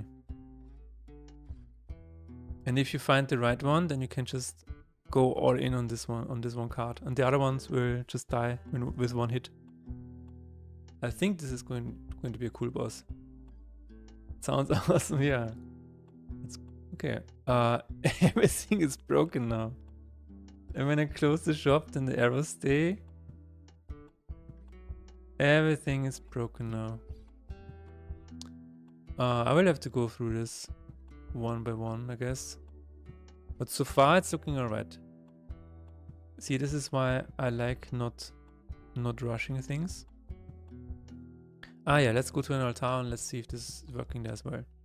Altar of Tears was in shop. Let's see all of the references and then make sure it is also working for the altar. So we have the altar switch right here, but probably not in here. Not yet. Let's just make sure that it also works for altar. Was in altar. It's also not public just yet, but we can fix that. Could be, I mean, second tier as well if it's an on-death effect and fills the stack back up. Yeah, that's true. It's like on death and then it's like, oh, second phase. I was actually thinking about how to kind of have more phases for bosses. But you know, especially sometimes when you reach the third one, you're so overpowered that it's like, I mean, not always, but sometimes you reach the last one, especially the minions in the last boss fight, they can be really annoying, which is cool, I guess. Just make that on death trigger secret. Yeah, not a bad idea. Not a bad idea. I mean, if it's a boss and then it just spawns the second version of itself, I think that could be a cool change.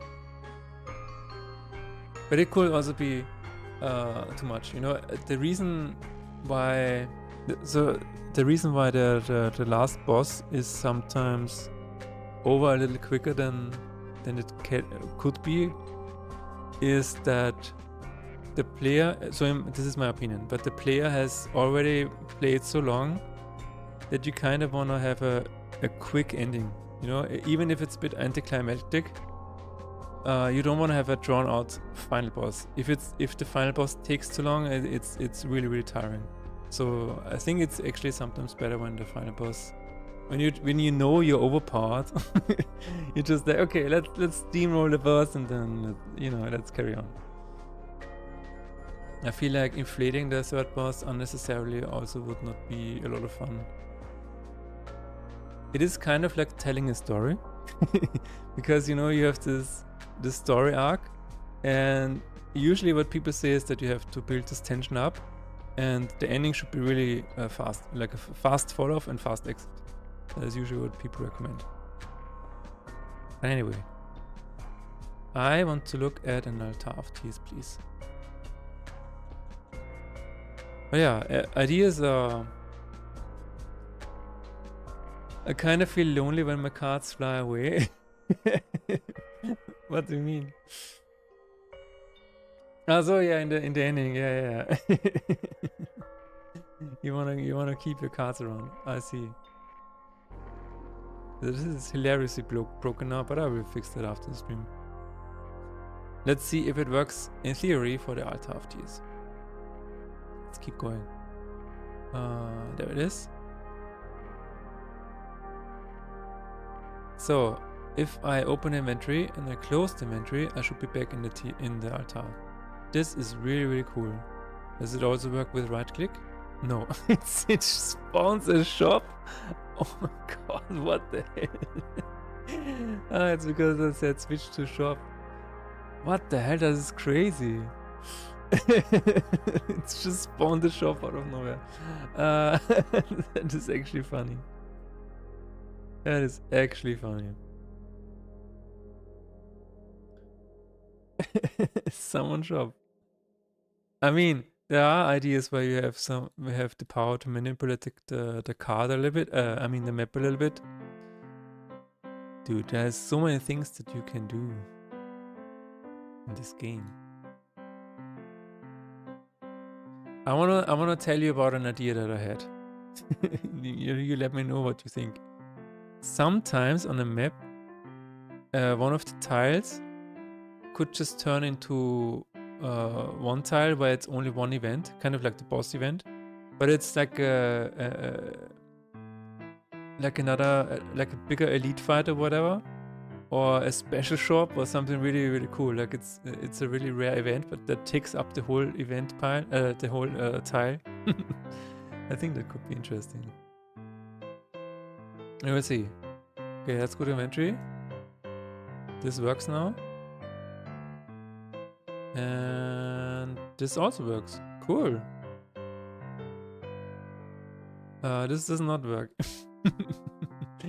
Okay, there's a lot of stuff that's currently happening that is broken. This is actually funny seeing that without the luck mounteers.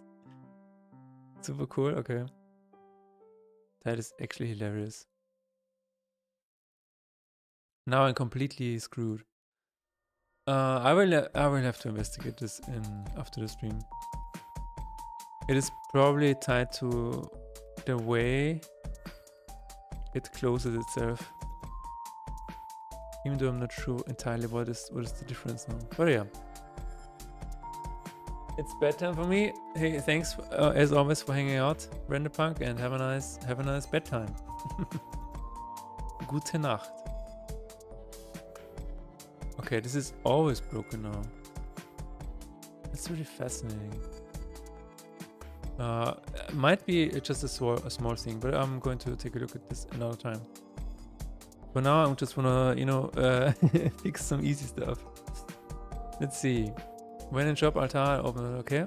Thanks, Nomi. Yes. Thank you very much. I'm gonna take a look at this one. Because I feel like this is happening in the tutorial and we can take a good look at this. Keep being awesome, Renderpunk. We're going to reset the profile. And then we're going to go through the fights really, really fast. Let's see. I hope I don't miss any ads. Alright. I'm going to reset the profile. Oh, I actually have a reset profile over here. That's cool. Yes. Let's go to start. I'm going to start a run with the heal attack. And then we're going to see if we get what are we going to take a look at? Yeah, if we get a Bliss Darkhammer. It's going to take a little bit, but that's fine. I think it's actually at the end.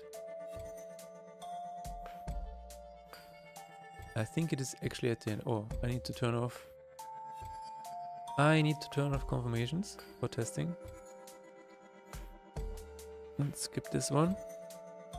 Oh yeah, the arrow is another thing that we have to change at some point.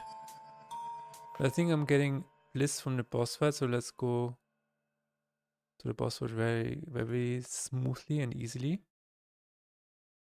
I mean, redraw my hand. Thank you very much for the information.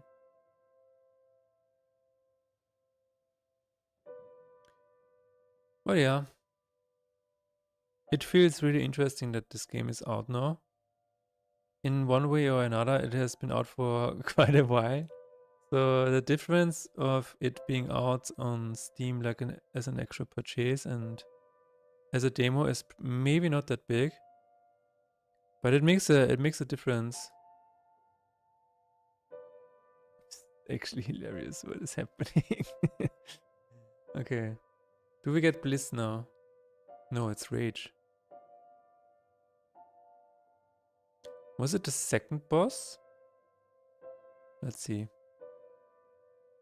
Was it the second boss? Or any other tile? And then I'm curious if we can actually replicate this somehow. We probably can. I could probably save just to make sure.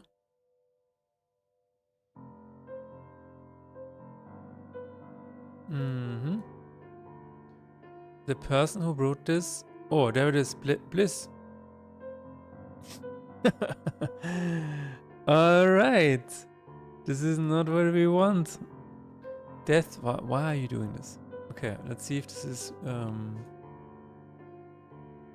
predictable or is always the same. It is. That is crazy. Okay. I feel like there's just one. Okay, anyway, this is the shop not closing correctly is actually funny. So I'm gonna save here and rest. Cool. So is this always now? Is this all the time now? Yes, it is. Okay. This should not be happening. We're going to take a look at rest and see where it's getting the lacrima from. Show third option. Cool. See a need. If the chosen need is a gain lacrima, show option gain lacrima. Okay. Chosen gain lacrima. Get random generator for current map node. Create random material string. Okay. So it's probably somewhere inside of here. Value. It needs to be here somewhere. Get random material string for player. Material works for player. Wait a minute. Did I not have this checked? Oh yeah, I did. For players, true, yeah. Alright. So what does... Material works for player is just a string check. What the hell? What the hell? Why?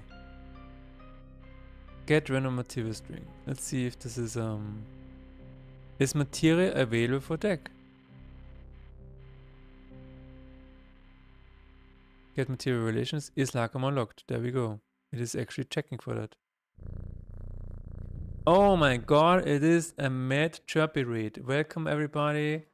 Welcome Mad Chirpy. How is it going? How was the stream? Did you already set up Shroud of Gloom as a as a purchasable item? No, I know you're not dead. How is it going? I'm currently, you know, going through a lot of feedback. The launch of my game was on Wednesday, so I have a huge list of things to go through. Mostly a bunch of bugs, mostly quality of life, and a few nice to haves. I know it says must have here, but it's actually nice to have.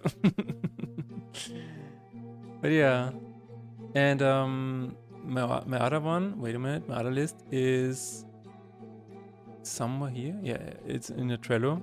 So people can actually press F8 in a game, and then you can just, you know, submit feedback and stuff. This is really, really helpful, because you know what happens when they submit feedback that way? I also get the save files, which is really, really cool for debugging. So this is actually something I recommend to everybody. Congrats again on the release. Thank you very much. I think it was a really cool release. I've said it in the beginning of the stream, like, people ask me if I'm happy, you know? Am I happy after the release? And I said, well, it's I think it's the wrong emotion. I feel more like this is not even the end, because we still have the console launch, you know, like in a year maybe, or half a year. But if I just take a look at the numbers, it made more money than my entire Steam library in the past 7 years. and in only like 3 or 4 days. So I think, like, just looking at that, it was a success, right? I think it was. Like, there's no denying that. And people like it, people play it, and I'm just really grateful for everything. That is really, really cool. I'm not a millionaire yet, but we will see about 2026. We will see about 2026.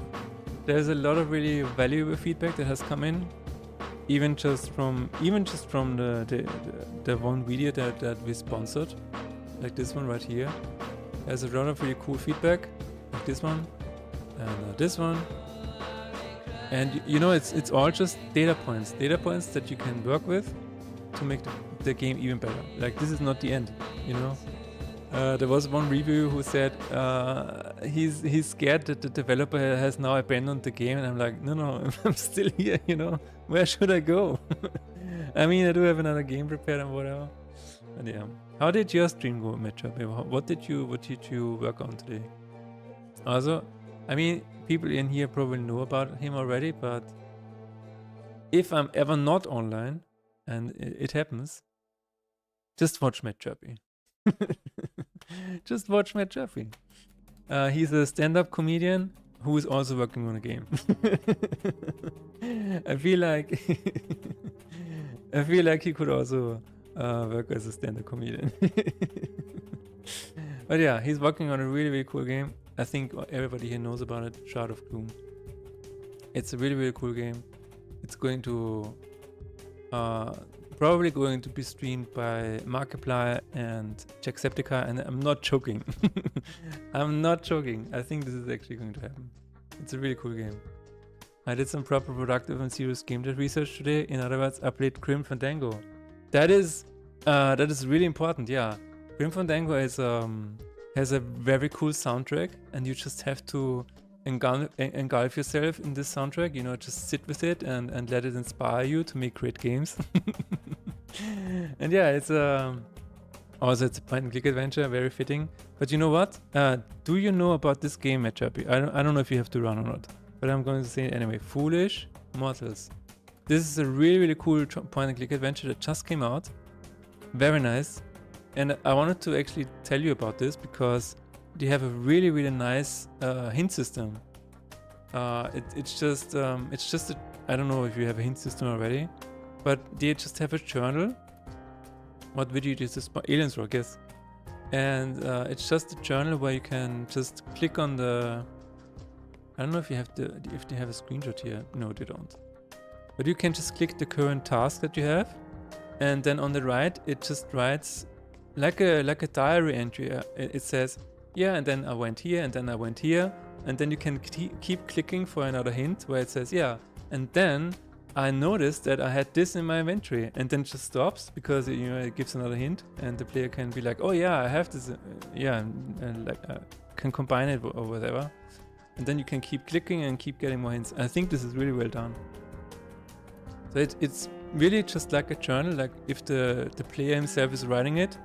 Like in your case, it would be, I entered the menu, and then I stumbled upon a save, but I didn't exactly know the numbers. But if you can keep clicking, it's like, but then I noticed that somewhere there were also numbers or whatever, and then I think it was a really, really smooth hint system. And yeah, one of the reasons why we actually finished it. But yeah, it's also a really cool game. Very nice voice actors and stuff. But the hint system is something that I was like, oh, I gotta show this to Matt Chappie. I don't even know if you have a hint system right now, but I know that you have a journal. So maybe you can actually like easily combine it or whatever, because you already have this in front of the player. Hello Boolean, how is it going? Welcome, welcome. As I said before, I'm currently going through a lot of feedback. And I've actually destroyed my... You know what happened last week after the game? I saw your game on one of the books in Chirpy's Gamer City. Dude, I'm still so grateful for Chirpy for doing that. It actually made my day. When I saw that, I was like, oh my god, this is so awesome. Why is he so nice to me? You know what I did last week? On Thursday? No, on Friday. Yeah, on Friday I pushed a hotfix. And in this hotfix, I added one little feature where I was just checking for the left control, and I pushed this, and it broke the Steam Deck build. Like on Steam Deck, if you played the game, pressing A didn't do anything at all anymore. I was like, oh shit, and I only realized that on Saturday morning. It was actually like, okay, I think yeah, this is not working anymore. So on Saturday morning, I quickly fixed this fix for the fix. And then it worked again. But you know what was so bad about this, why I felt so bad, is that I got a review specifically mentioned that it works so well on Steam Deck. So for like 8 hours it did not work at all on Steam Deck, and I was like, okay, shit. I don't have a direct hint system, but I do some small toast pop-ups sometimes, and someone that's the wrong solution with it, which is basically a camouflaged hint. Yeah, no, that's really, really good. That is really, really good. Yeah. But to be fair, the game Foolish Models, it gets really complicated at some point because they have a lot of stuff going on, and really like a lot of things to combine and stuff like that. So I really appreciate the hint system. So yeah, maybe not all things require a hint system or whatever. Because if you can just keep... There is also something that happened in the game that I found really, really interesting. If you clicked around and just went through various scenes and stuff like that, there was like one hint, like the character said, I needed to find a way to sweeten the tea. It's just one sentence. Like after running around for like 20 minutes and not finding anything new or like solving anything, the character just blurted out like one sentence. It's like, oh yeah, I needed to find a way to sweeten the tea. I'm like, oh yeah, true. You're right. Thank you. Like just a little reminder after a bit of time has passed. It was really, really cool. Like very well designed. But yeah, but you know, like writing journal entries and stuff like is a bit of a headache if you want to localize. So you know, it is a solution, but it is also a little bit of a headache. I totally understand. And currently I'm investigating a bug because if you look at the collection right here, you have a Lacrima that is actually not unlocked yet. Like we have Rage, all enemies, all allies, and newest enemy. But one of these ones is Bliss. And for some reason that I'm going to figure out now, Death is offering you Bliss, which is actually one of the locked Lacrima. Yeah, we will figure it out. And as I just said, I will no longer do any hotfixes that break the game, so I will just slow down a little bit, implement stuff, and then just take a day or two to actually test the game on all devices again, and only then push it, because yeah, we are in no rush at the moment. You could argue that I never was in any rush, but I did want to add Brazilian Portuguese on Friday. That was important to me, and there was one soft lock. I kinda had to release a hotfix there. Raid and run, yes, I know. I understand. Matt Chirpy, thank you very much for the raid, and I will see you next time. Have a nice evening. We are just gonna keep on fixing the bugs. And that sounds like a reasonable approach. Yes, indeed. It sounds good for the game. It sounds good for my mental health. It's just all around good, you know? Good for the players because they get a polished game. But as you just saw, I just added a new feature to the shop where you can just exit and it brings you back to the shop from your inventory. And even that causes bugs. It's just, there has been a viral photo of an artist, you know, on they always have the artist valley where they show off all of the arts and sell the art and stuff like that, you know. And there's like this meme going around, or this comic going around, where a potential customer goes to an artist valley shop and they said, oh my god, your booth is so nicely set up. And then you see the booth from behind and you see all of the duct tape everywhere and everything is just loosely held together with duct tape and strings and whatever. But on the outside you don't see that, and I feel like it's exactly the same with games. Like there's a lot of duct tape going on and a lot of strings and you know, just loosely attached to everything. It is what it is. But I think that also makes it fun. That makes it fun, especially when you have a bug. Well, like last Friday, it is an edged case on top of an edge case. Like you have to dig so deep into the code that the detective work is sometimes so fun. I don't know. I get so much enjoyment out of finding some bugs or the cause of some bugs. It feels really, really cool. Pretty spot on, yeah.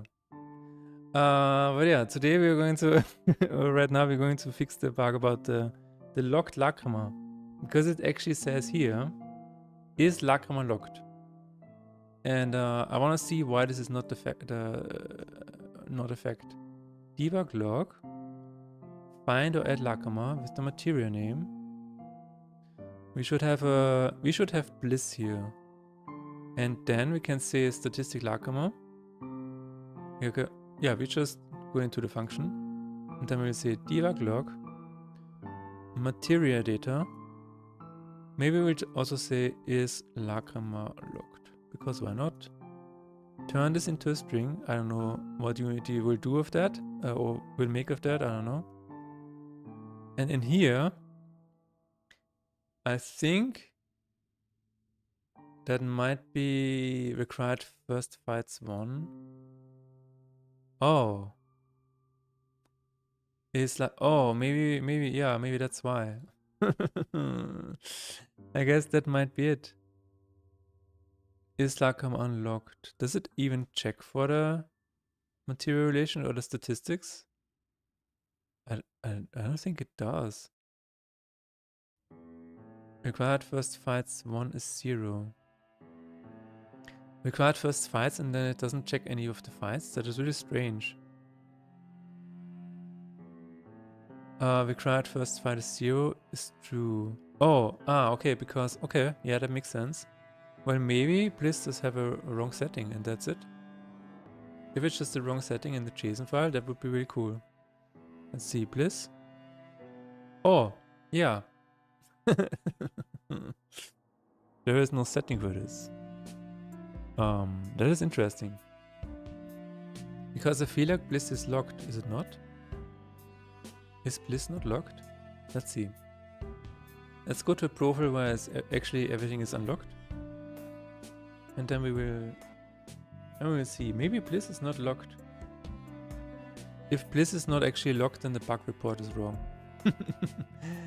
Then we have a wrong report. Let's see. Bliss? Where are you? Bliss should be somewhere around here. Is it an ultra rare? I don't know. Yeah, here it is. Okay, this is Bliss. So it's 1, 2, 3, 4, 5, 6, 7. From the right. We're going to switch to profile number 2. Head into collection. 1, 2, 3, 4, 5, 6, 7. Okay. The report was wrong. It was a wrong bug report. So let's take another look. Let's take another look at what my friend Legendary Pup said about this. Let's open it up. The report said Lacama double doesn't work. Wait a second, where's my Lacama Bliss that lowers the price? Shouldn't I have opened it with a note that I rent a race with? Yes, it should. 1, 2, 3, 4, 5, 6, 7. It should be actually here. So I think what is happening here is that it does not get unveiled when you get it offered in REST. Broke Convolution, hello and welcome back to the chat. To another Faith in Despair stream. I'm doing quite well, to be honest. I've been to the dentist because I need my pain. And now I'm just, you know, fixing bugs, adding some quality of life changes. Just taking my time to take a look at all of the feedback, making sure that I can do what is within my control to make the game a little bit better. You know, and here is just a little strange report where you actually have the Lacama on the cards, but it is not unlocked in the shop yet. Is that actually true for my profile? Let's see. How is your day going? Broke Convolution. We're going to go back to the REST site and we're going to check out if it's still generated. Let's see. Generated. Bliss, yes. If I take this, does it actually say in my collection? No. So that is the reason. That is the reason.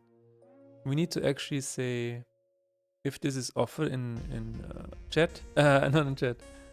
I don't think chat is offering me any Lacama. If this is offered in REST, then we will also have to check if it is unlocked in the collection. And to do that, we're just going to take a look at fight rewards. Fight rewards pop up.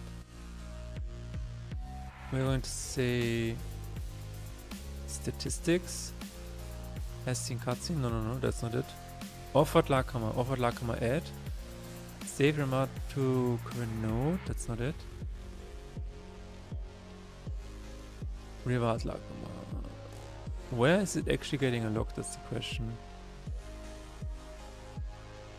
Show Lacrima? No. Materia. Oh, just show. That's fair. Show inventory button. And then we have game state, show coroutine. Okay. Create material from offered lacrima. Alright. My day going well. I'm really happy that you're getting feedback. People are genuinely interested in your game. Yeah, it seems like it, yeah. I'm really, really grateful for that. It's just really cool. I'm enjoying every moment of this. I'm savoring it. Save rewarded material. Is that it? No, that's not it. It needs to... somewhere should be a function where it actually saves it to the statistics. Name value pair, save reward material to current node. No, that's not it. Check for chosen in rewards lacrima. That's also not it. Check for not chosen. No, no, no. But I think we're on the right path here. Or maybe not. Alright, let's see one more time. My dentist asked me if I wanted to have a what is the word for this? You know, when you get a filling, I think it's called a filling, right? Tooth filling or whatever. In one of my back teeth, whatever. And he asked, "Do you want the do you want a shot, a sedative shot?" And I'm like, I'm actually a little bit afraid of shots. Yeah, and he was like, "Really?" And I'm like, "Yeah, it's kind of a big deal for me. So I really don't like the you know, the syringe or whatever, the needle. I really don't like it." And he's like, "Okay, we're gonna try it without it. We're gonna try giving you the shot." I'm like, "Okay, are you sure?" And he's like, "Yeah, it's going to be really quick." And I'm like, "Great." And then it was fine. It was fine. I got the shot, and everything afterwards was fine. But I have a real fear of needles. I don't like needles at all. Like, I just thinking about them, I get sweaty hands. It's crazy, actually. And I don't know why. I feel like it must have been a childhood trauma or whatever, where I was getting a shot for ticks, and it was just going into the wrong side or whatever, and it just hurt my arm for the entire rest of the week. I think that might have been it. I don't know. And ever since then, I'm ridiculously afraid of shots.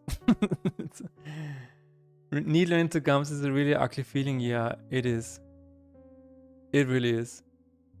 And it was so funny because last time he did this, I was like, I need, what is it called in English?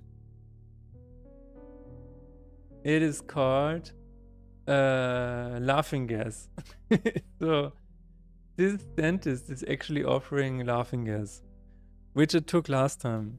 And it is just pure bliss. Speaking of bliss, you get this around your nose, like this, this whatever it is, and then you just breathe it in and inhale it, and then you just feel like you're floating, and everything is fine. And then he's like, "Can I give you the shot now?" And I'm like, "Yeah. Just give me the shot now. It's fine." And I'm like, just cruising. And I understand why people can get addicted to this. It's really... laughing gas is no laughing matter. It's just pure bliss. I don't know. But yeah, today I tried it without it, and it was alright. It was alright. I think the dentist is just a really cool guy. That was helping today. And yeah, now I'm back in the saddle of game dev, and we are currently looking for the statistics. Where is the create material from offered lacrima? So let's see. Save rewarded material. Get rewarded material. I think it should be somewhere in here, right? Somewhere in here. We can also take a look at the JSON file. The JSON file is this. Let's go from the other side. Approach this from this direction. We just need to see at how it is saved in meta statistics. We're going to JSON format. And smooth that. We're going to see Bliss, which is probably not unlocked yet. Yeah, it says discovered false. Okay. Where does this begin? Oh.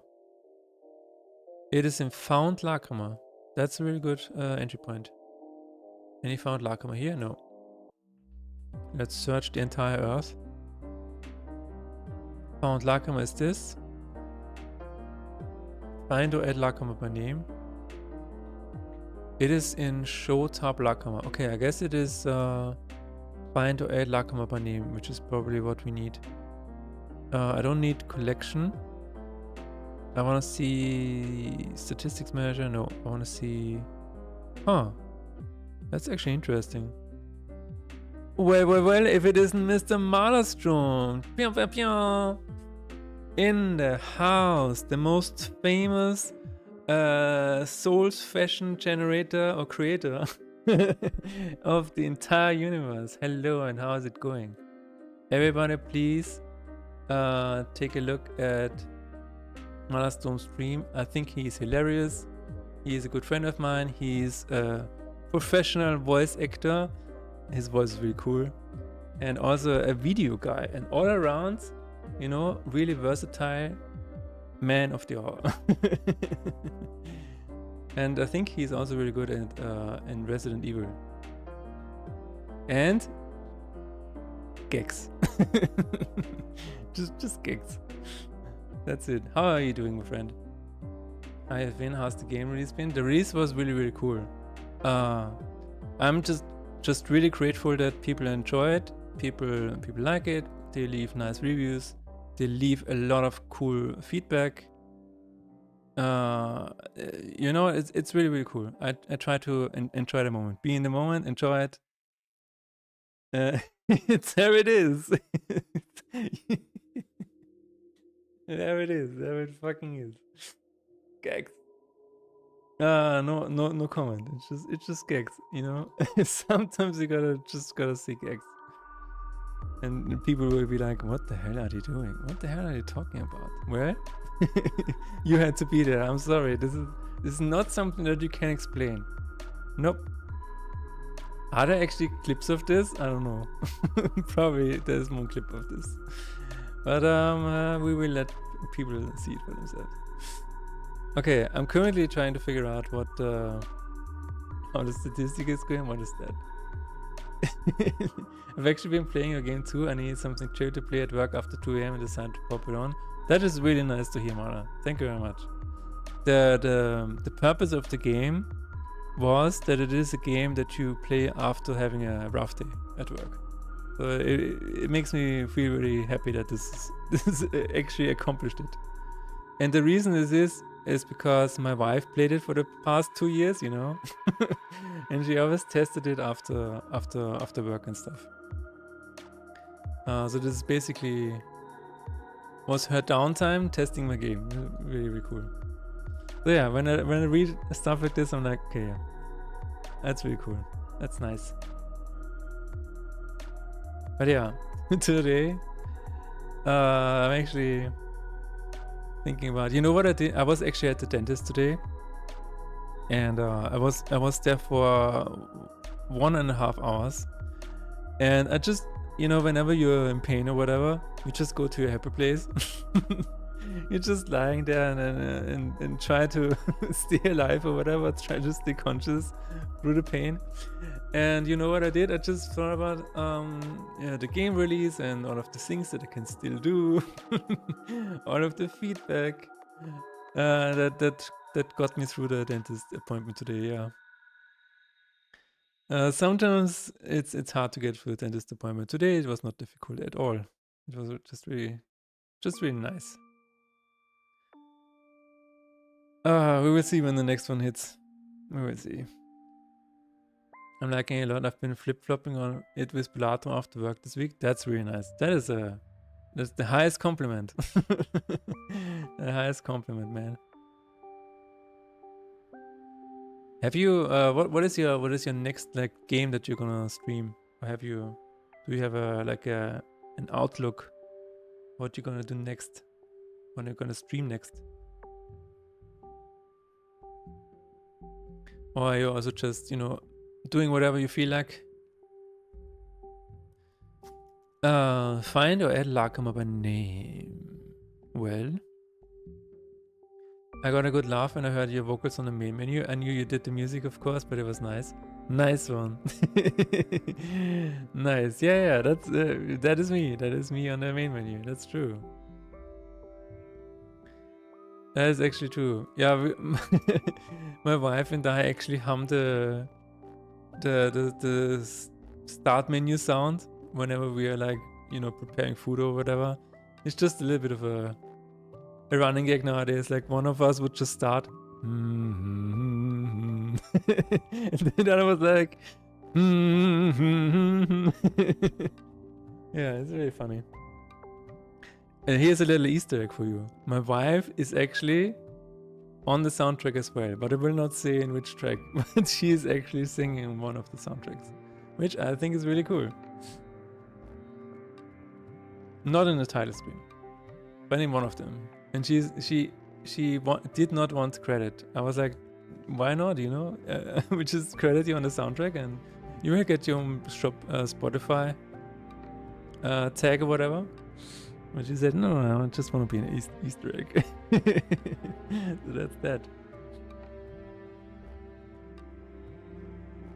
But yeah. I should, you know what, I should be, also maybe try a game every now and then. I've been trying out Primateria recently, which is another deck builder that is also really cool. It's kind of like Yu-Gi-Oh! But there was another one that is called Bloodletter. Bloodletter is also really interesting.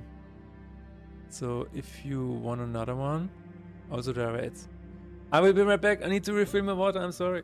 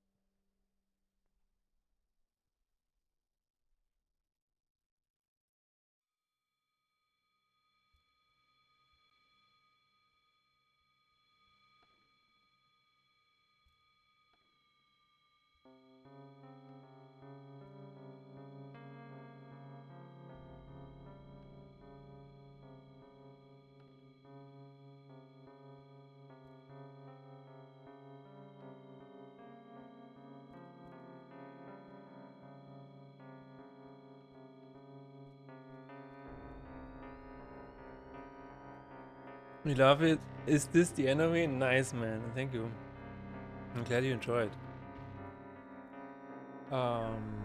It is, you know what? I actually wanted to put it on YouTube right on time. But my distributor, he's like, yeah, I'm sorry, but in November, December, we have a lot of other stuff going on. Yeah, okay. But it's actually on the way. Let me check. I mean, I could have probably done it myself, but you know what? I was under the impression that I submitted it early enough, because I think I submitted it like 1 week before launch.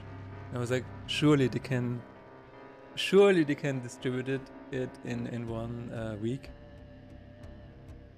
But it's currently still under investigation. It's being inspected like a fucking drug parcel or whatever. Like I'm smuggling something. I don't know. Smuggling cocaine with my soundtrack. But yeah, it's gonna be on Spotify and all the other stuff. I know Spotify is getting a lot of hate, but I don't know. It's also gonna be on YouTube. Hope to hear it on there soon. Yes, it's gonna be there. I was thinking of making my own video about it, but yeah, it doesn't matter. To your other question, I haven't had time to stream this month. Work's been busy and I got a new dog. Oh, a new dog. What the name of the dog? What the dog doing? but Resident Evil 4 OG annual run needs to happen soon.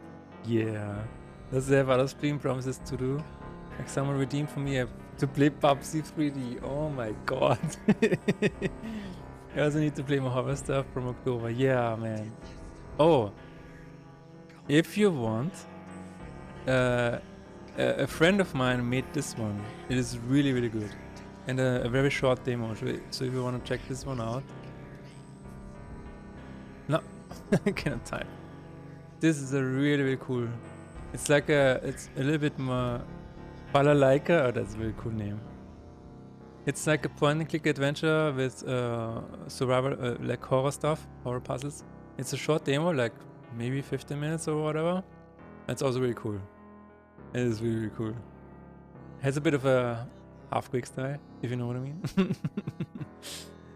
But yeah, it's very nice. If you wanna get that in somewhere, it's a nice little game. Nice gem of a game.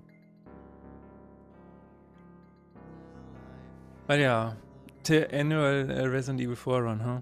Wow. Looks interesting, yeah. Ah, now the emotes are working right. Interesting. So maybe I just have to restart the chat sometimes. So weird. Okay. Yeah, whenever I see you streaming, I usually pop in, but it's always when I'm sleeping. It's like it's completely. I don't know who invented time zones, but it is what it is. Okay. Let's see if we can figure this out. Find Lakama collection. Find or add. No. I can't get all the EU viewers, unfortunately. Yeah. It's yeah. Like streaming on streaming in general just makes you aware of this so much more that the other side of the planet is just asleep. That's just how it works. It's really strange. I mean, it's not strange, but you know, when you stream, this is definitely a factor.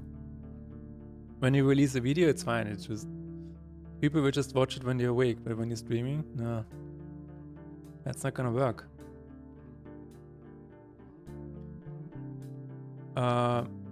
I feel like this is kind of like I'm doing a stream on Monday in the evening, like I'm doing right now, and Wednesday is 6 hours earlier. So Wednesday and Friday is usually, I don't know if it's more or less viewers. I don't know. It's a little strange.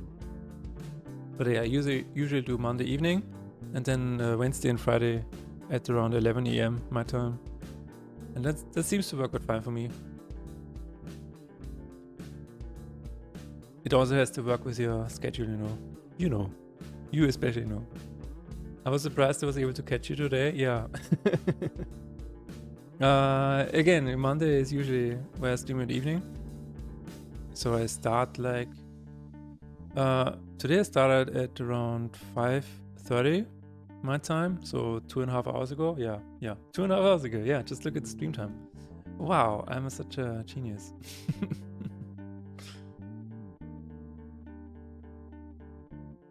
About your game? Yes. What about my game, Mara? Do tell. What's up with my game? You have the coolest emotes, dude. I need to get on your level with the emotes. Holy crap, that's really nice. The Poggies one, it's so cool.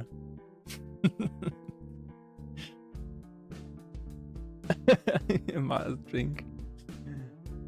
fog is very nice, man. Don't cut. Oh my god. About your game. What is it about my game, Marastorm? Spill the beans and the nuts and everything. Spill it. It's like, meanwhile, I'm trying to figure out why this is not appearing in the statistics. I feel like this has something to do with statistics. Find or add. No, it's not it. I feel like I'm going in a circle with this one. Like I should be able to see it. Create material from offered lacrama. Is this where it happens? Apply from string name. Probably not. Oh, but it could be in find or add. Find? Find rarity? No. Where is the... Get on statistics. Get... This is really interesting. Like, where is this? Where is this called?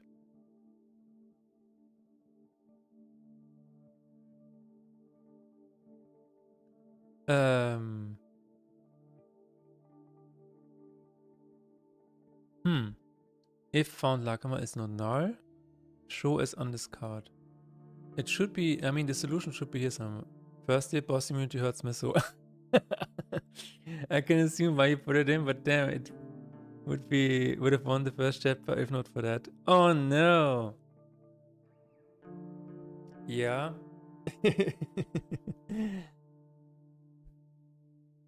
Wait, did you? Okay, you probably stumbled upon, yeah. Usually it's not a problem. But if it's your first run, I mean, it's fine, right?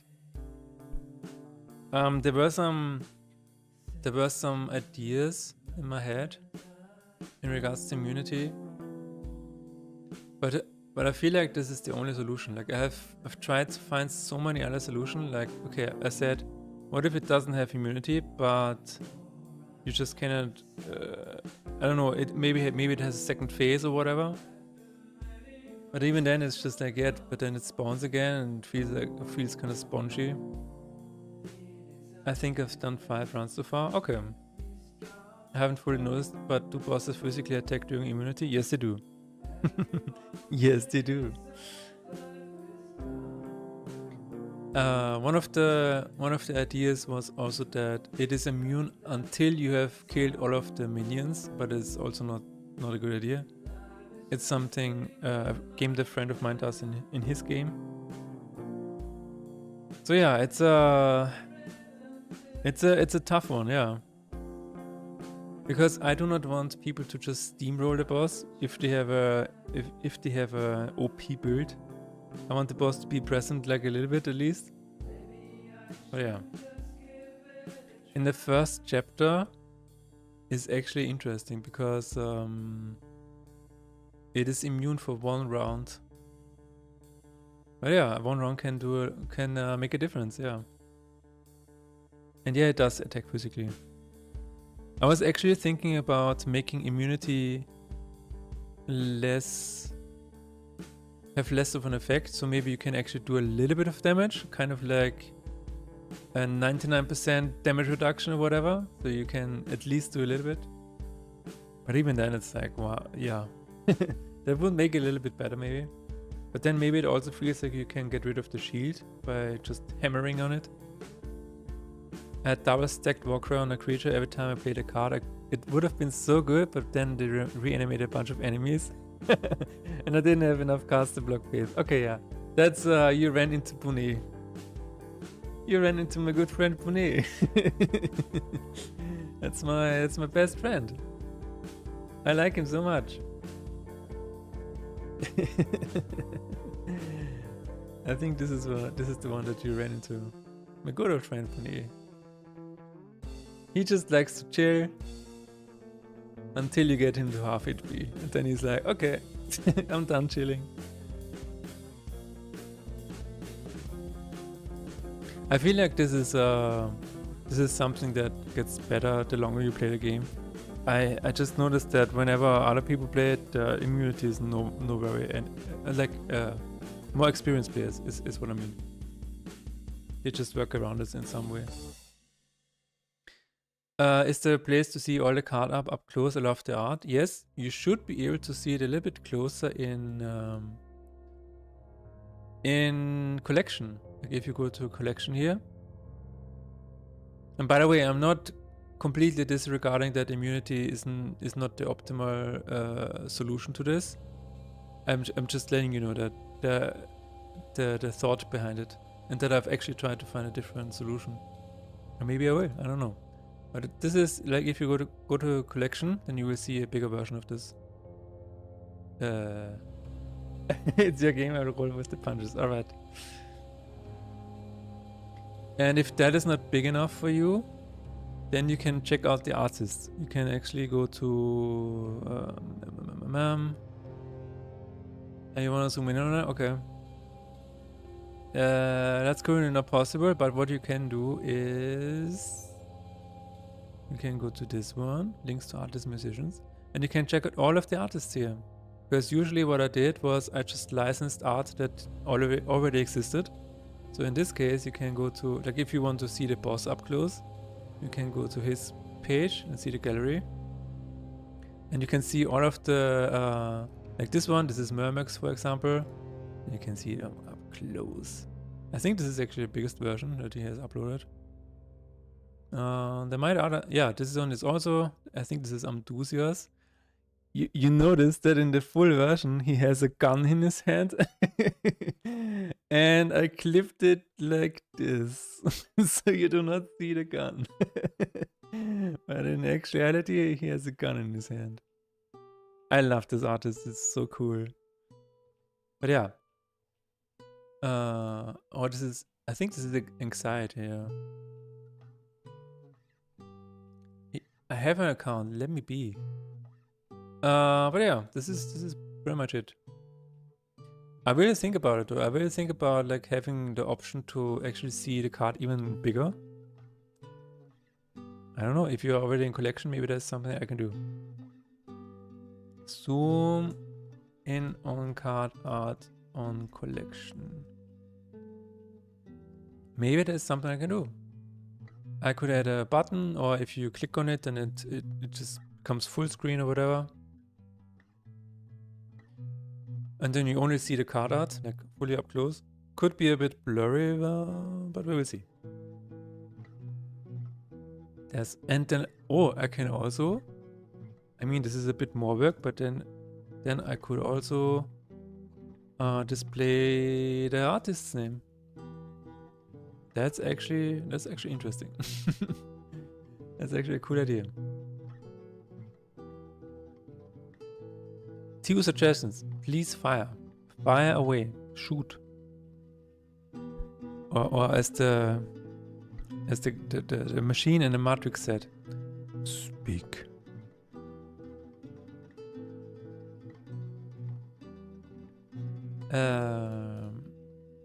I want to see the rewards again. Oh yeah, okay. Apply material from string name. Show as undiscovered. Not like this. Wait. I dodged. You cannot shoot the streamer. The streamer has immunity for a few more rounds. But hey, what are your suggestions? Apply from streaming, create material. Get offered Lagoma from current node. Maybe it's in here somewhere. Get current nodes. No, it's not. Let's follow all of the functions while we wait for Mala to write his suggestions. I feel like one of the suggestions is add a Resident Evil boss, like a chainsaw guy. And the other one is add gags. Just add a gags Easter egg, please. Thanks for the stream, Mashi. I need to get going. Thank you, Boolean, for hanging out. I wish you a nice day. Or a nice evening. Both. Spawn material slots for materia. It is actually interesting that I cannot find the function where this is added to the statistics, even though I'm following all the function. All of the functions. Add offered Lacamo to current node. That's probably not it either. Getting map nodes? No, that's not it. That's not it. It should be here. Like if it gets the Lacamo right here, then it says show inventory button. Choosing fight reward. Wait a minute. Is this actually save rewarded material? Maybe it's in here. Shuffle reward material. Get reward. Okay, let's see. Get random generator. No, that's not it. Filter, duplicate, get rewarded material. Save. No, that's not it either. And game speed be set even lower. 50% is sometimes too fast to me to see what status effects are happening. Like maybe a click to move forward, kind of like text in the game. Or just even slower would be something I'd be interested in. Okay. I have on my... let me know if this is something that would help you. First of all, I think going below 50% is totally an option. So 50%. Allow going below 50%. And the other one is that I want to add, or thought about adding, kind of a... So if you press end turn, right, then you see the button rotating. But I want to like maybe add another button where you, or another option where you can click the end turn again and just pauses. And then you get like this this play stop icon below it, and you can just go to the next event or whatever. Maybe that is something I can do. I actually thought about this. I guess this is what you mean. Did my game die? Oh no, this is just because of the changes.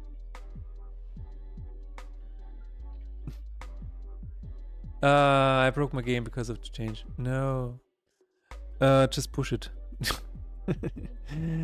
Just commit and push. But yeah, I mean, this one going below 50% should be relatively easy. I feel like that's yeah, not that hard to implement. This one, ending the turn and then stepping through the steps, could be a bit difficult to implement. It could just pause and wait for clicking the button again, yeah. Something like that. And then I will like play stop. Or I don't know what it's called, but I know what I mean.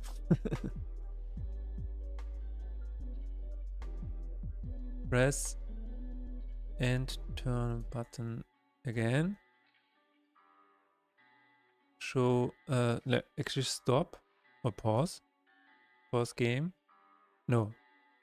Pause current chain, I guess. And then you have a play stop.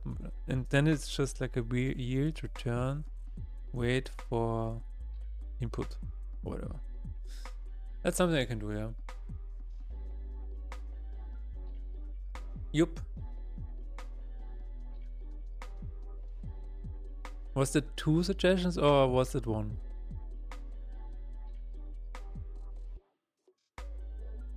The other suggestion would be being able to bind the keys. Oh shit. Oh no, my Achilles heel. No!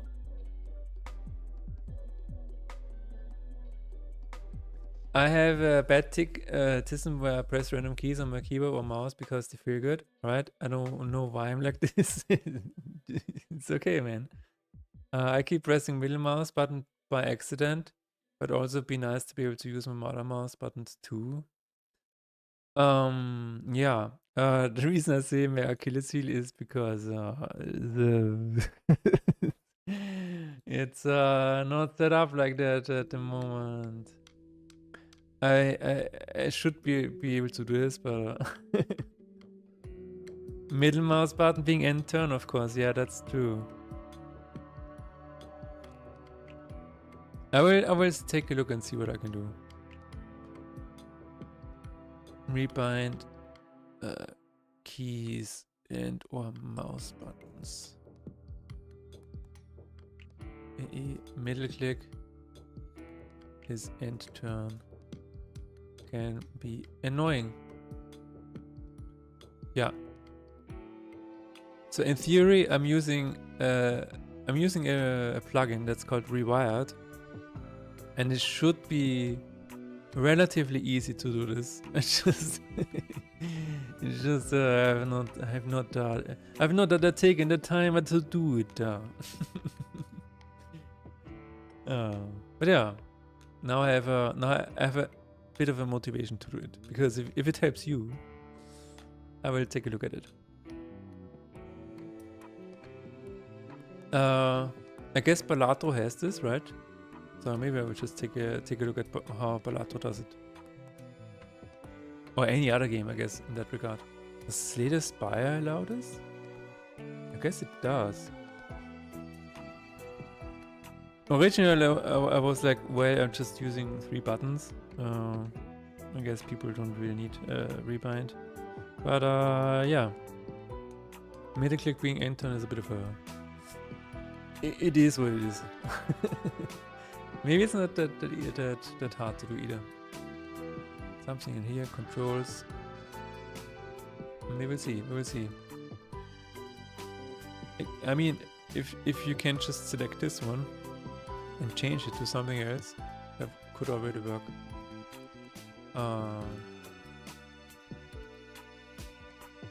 Yeah, what do I have right now? I mean, I have a lot of buttons too, so yeah. It's a specific problem to me, really. I was just surprised there wasn't a repo. Yeah, it's I should really make sure that I can do this in my future games and start maybe with this one. Again, it should not be too hard. I've already seen I'm gonna be really honest here.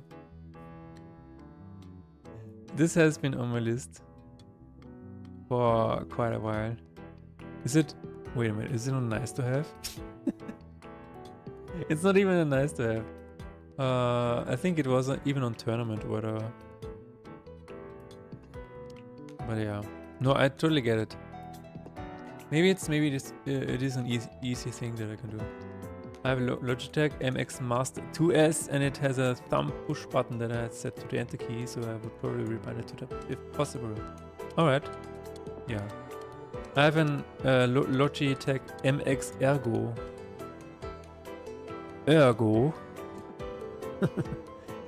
And so it's really nice. This is it. I like it so much. And yeah, I totally get it. Sometimes you just want to pick something. Okay, I will investigate. No promises just yet. Beast. Would you ever consider to make Face in Despair multiplayer? No. No. There is a very good reason for this. Like everything is just a JSON file. If you want to make a balanced multiplayer game, you have to make sure people cannot cheat. And that is a hard thing to do. That's a very hard thing to do. Like even when I made Person Halfquake, people always found a way to cheat.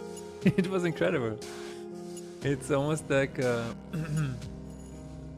like a cat and mouse game where you might be one step ahead, but they will all figure it out. They will figure out a way to cheat. To find the best route, to find the best combination of Lakhammer. And then people will say, well, this combination of Lakhammer is OP, right? So you have to nerf it. Or buff another Lakhammer so it's on the same level. But then it's like everything gets inflated in power. It is really, really hard. Like I have a huge respect for... Oh my god, Ropet with the rare occurrence in chat. Hello, Mr. Stramer, so happy to see you again. It is incredibly nice to see you again too, Mr. Watcher. Just make an eye at Faith in Despair, that would be easier. Like a board game? Yeah, that would probably be easier. You know, Faith in Despair is actually inspired by Solitaire a little bit as well, where I used to just sit there as a teenager and play Solitaire myself on a on a table with actual cards, you know. And it was just a really nice time. So, yeah, it probably, I don't know, it could work. I mean, if they can make a fucking Vampire Survivors Kickstarter board game. Where is it? If they can make a board game out of Vampire Survivors, I guess it could also it could also work for Fate and Despair. Oh my god. Did you know about this? Vampire Survivors, the board game. It actually exists. I think you can even play it right now in the board game simulator or whatever. But yeah. I know this is not a card game, but you know, they made it work. They made it work. I find this deeply hilarious.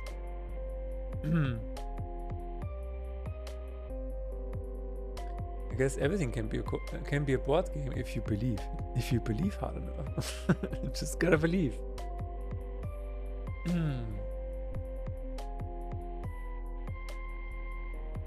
Robert, how have you been? How has your compiling time improved ever since I saw you last time? Solitaire never stuck with me, but as an old geezer, I'd recommend Palato probably to anyone. I mean, yeah. Palato is nice. Faith and Despair, what are you talking about? No reason to be all that philosophical. Alright. Who, you? Yes, you. You, the compiling Rupert. And yeah, Palato is an interesting one. I don't know. I kind of like it, but I also kind of don't. If that makes sense. I'm making a terminal rasterizer at my work. Nice. Actually based. The thing is, what don't you like about it? I don't know, man. I don't know. I think it's because of the what is it called? The cards? What is it called? The cards? No, I mean the poker cards. Yeah. I don't really like. I don't really have a history with poker, or the rules are not in my blood or whatever for poker. So every time I just try to get like a full house or whatever, and then it never works out. I feel like this is not really clicking with me. But I tried it. I tried it on my mobile phone and see what it looks like, and see what it feels like playing. I feel like it's really cool. The jokers are really nice. But I mean, this is more like my kind of deck builder. This is more like what I like. You know? Just some really cool dark shit where you almost die every time. This is a really cool one. Even though the sound design I don't really agree with. But this is really nice. Need to drop out. Have a nice evening, guys. Thanks for streaming. Thank you, Chino, for your attendance. Your attendance has been noted. Have a nice evening. Good night. Do you not know the hands well enough? Yeah, I guess it's not in my blood. It's not like I can say, oh, this is a straight, this is a full house, this is a, I don't know, a pair. Yeah, sure I can, but it's not like, you know. I don't really like this. I don't really like poker in my roguelike deck, but I guess that's it. It is a little weird. What I like is like fantasy. I like Magic the Gathering. I want dark art on my cards. I feel like you know what I mean, because you've seen Face in Despair. It's too pretty and colorful and not dark enough. Yeah, maybe, I don't know. Like what I really look forward to is this one. The Forbidden Solitaire. This is what I like to play, you know? Dark shit where you slot stuff into your hands like this. This is what I want to see. I'd say the more you play, the better you get, because I'm the same. I haven't played poker much ever. Okay, yeah. No, I think that's... yeah. This is really neat. Like, this is actually based on an old operating system. I think it's Windows... yeah, this is it. So you're actually playing a little bit of a story, while also playing Forbidden Solitaire and stuff like this. Look at this Solitaire collection from Sectronics. Yeah, man, this is yeah, I know it. I know it. The creator of Barber Is You is also working on a Solitaire collection. Did you know this? Did you notice? Barber Is You. Hempoli, yeah, Hempoli. A Solitaire mystery.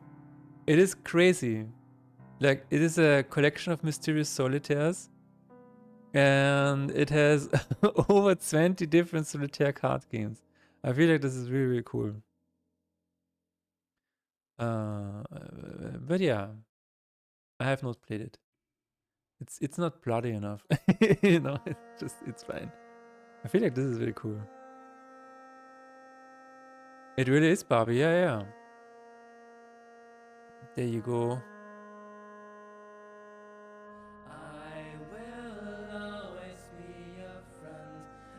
Can you check your game screenshot section?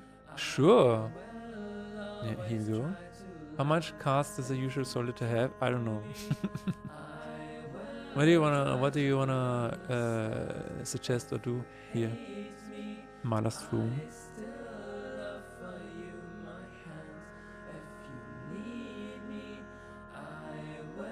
Oh, community section. Community section, yes.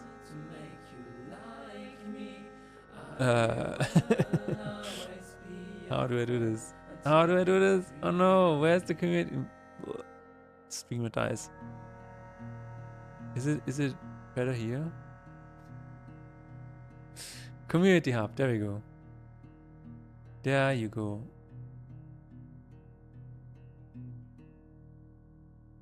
What is that? Somebody posted a screenshot. I can only imagine the despair in the boss's mind, not that there is no boss immunity. That is, yeah, he's like, oh shit. Oh shit. Wait a minute, I can open this up again. That's nice. Is this what you wanted me to see? Oh, there's another one. Oh, it's Marderstrom screenshot. When you're friends with the dev. Yep. Yes. Did you? That's really funny. Let me link this.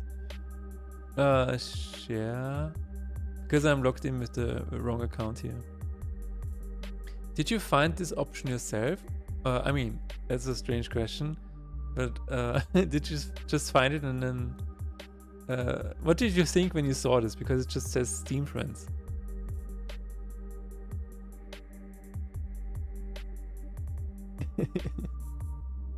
Just post this.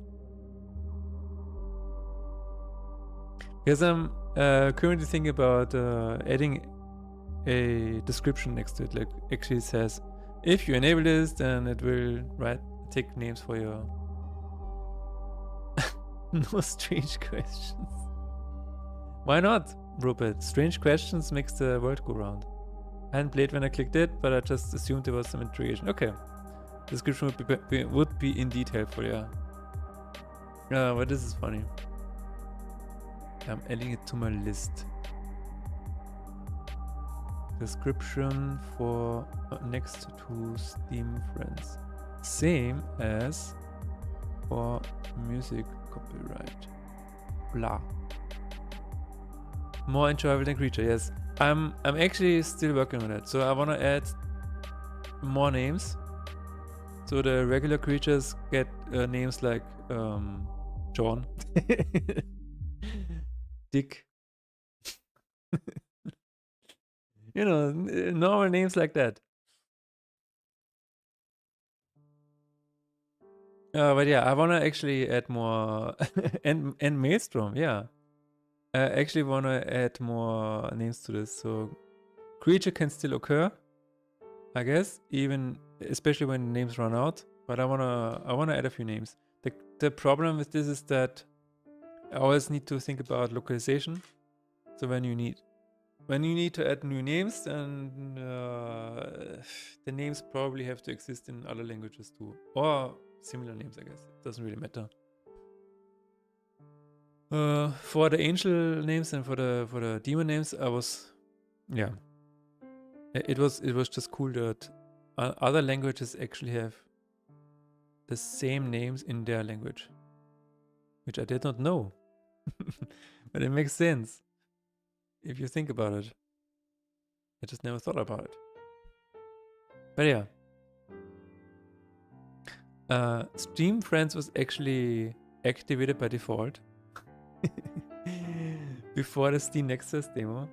And I had a really... Some people don't like the friends as much as I thought. Some people were like, wait a minute, why is that name on my card? He's an ex-colleague of mine. So, you know, sometimes the Steam friends list is not exactly a friends list. It's like a... It's complicated. It's a complicated list. Now I'm thinking about it. Yes, exactly. So yeah, this is when I decided before the Steam Next Fest to disable it by default again, because I don't know how people feel would have felt about this. But now it's a bit of a hidden feature, I guess. I was also thinking about adding Twitch integration, where it just pulls names from your chat. Would also be fun. It's still on my list. I don't know. I'm not sure if I get to it eventually. We will see. Okay, so you understand. I was gonna make a joke about stacking poison statuses on someone. I don't talk to them. Yeah. Yeah, I totally get it. Like, I know somebody who had ex-boyfriends on their list. Yeah, it gets a little awkward, you know. It's like, who can I sell on the shop? Maybe this guy who I don't like very much. Sold for 50 gold pieces. Goodbye. Never gonna see you again. Yeah, it's I mean, it kind of fits. It is actually interesting how it changes the vibe of the game and how it changes certain interactions. I actually kind of really like that, but you cannot force that on people. You have to make them activate this function, and then, like, as I've seen somebody who played it, and he almost felt a little violated, because he's like, oh, wait a minute, it pulls, wait a minute, where are these names from? And I was like, yeah, it's from the Steam link, from the friends list. And he was like, oh, okay. It's almost like his privacy was invaded. And like, no, it's just your friends list, man. I have access to everything.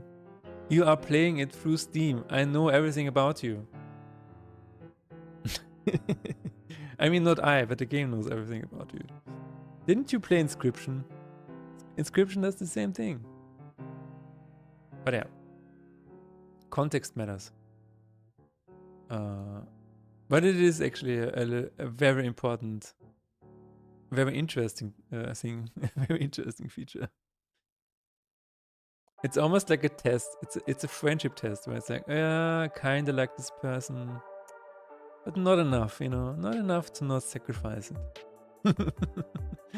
Not enough. I would rather have I would rather decrease my despair, you know, just.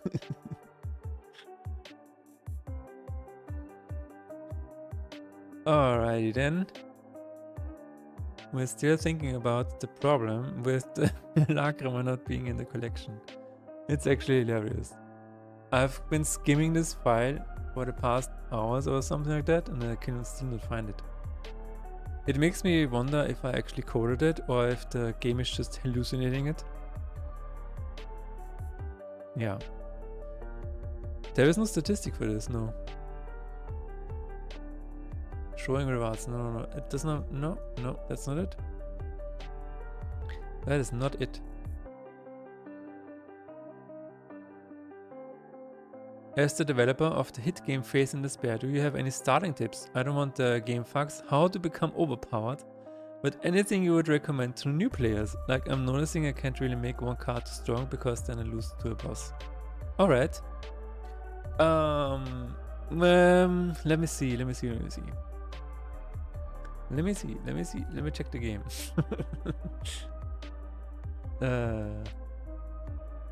I as a to a beginning player, let me see. Let me begin and run and then I will give you some tips. Let's start. Custom, heal. So, first of all, I mean, you always get a Lakama pack in the beginning. Rage. Don't rage. And the beginning... Oh, I'm so sorry, my game is currently broken because I'm trying to change something. Okay, the Lakama pack at the beginning is random. It is random until a certain point in the run. And it can actually be really powerful. Like in this case, I just received an ally attack, which is really strong. Probably cannot close it anymore, which is, to be fair, it's no. But okay, one very easy and quick tip. Whenever you rest, always reduce despair. No matter what death is offering you in the third option, always choose reduce despair. This makes sure that you never get a curse. This is a tip by my wife, by the way. The next one is upgrading your cards is cool. It's definitely important. In shops, if you do not have Exhume or Exodus.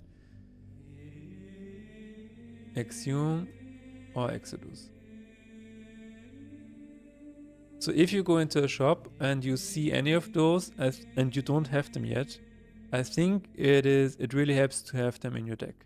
There are other modifier Lakama, for example Eternal, also really strong. It just keeps giving you the card back. Really helpful. So these are the Lakama that I would look for in the first few shops. If you cannot get these, I would suggest to get at least one modifier in one of the rewards. It doesn't actually matter which one, because let me shit. My game is broken. Because if you go to the altar of tears and you set the modifier, any modifier in the left one, then you can change modifier with the right ingredient. 2 to find maybe Eternal, or to find all allies or all enemies. You know, this is something that you can do. Like whenever you get the option to pick a modifier, have at least one modifier, even if it's not good at the moment, because you can change this modifier into a better one in the next altar of tears. Yeah. These are, I think, the starter tips. If you're struggling with your creatures, maybe I would also suggest have one very powerful spell. Because if you are indeed running out of creatures and you do not have Exhume or Exodus, just having one spell that can do some damage, direct damage, or build up poison, really helps in boss fights. Just one. And otherwise, make sure that your creatures have shield, so they don't die as fast. And a little bit of heal maybe, or stone skin. Yeah. If you can okay, and here is a quick tip for cool synergies or cool loops. If you have healed, combine it with heal and anything else, like for example impulse or poison. Poison. Because if you then heal this creature, then it will heal itself like three times at least, and also hit impulse like 3 times, or poison 3 times. So this is a very easy loop that you can probably build in the beginning already in the healer deck. And there are many other loops that you can look for. For example, with buffed and shield, there's another loop that you can use. And also you have poison here or something like that. And you can have enemy debuffed, really powerful. You probably at this point think like this is a GameFAQs guide, but I'm done after this one. Enemy debuffed and poison is a really good one. Like, it just keeps giving it poison because it debuffs the enemy. Poison, debuff, poison, blah, blah, blah. But yeah, I think this is a good starting point. I hope that helps. I hope that helps. Again, the most important thing is probably trying to get a Exhume or Exodus, because this is just, it helps really, really well. And then try to change the modifier into a really helpful one in the next alt half tiers. These are our good tips. Thank you, developers. Thank you for listening, and thank you for asking. I hope you can win more easily now. And I think I hope I can also add the key bindings change. We will see.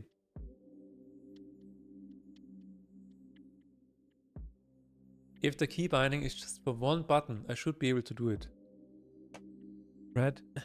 Even if it's just for ending the turn on the mouse and just be binding to something else. Should not be too hard. We will see. Oh yeah, also the speed one. Yeah. I will also put this on my list and stuff like that. And then handle it in one way or another. Yeah.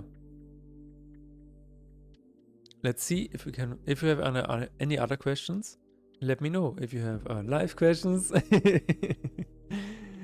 questions about our purpose, or just, you know, why is Pikachu yellow? Just let me know, and I will try to answer. I'm your best ChatGPT option. Best ChatGPT alternative.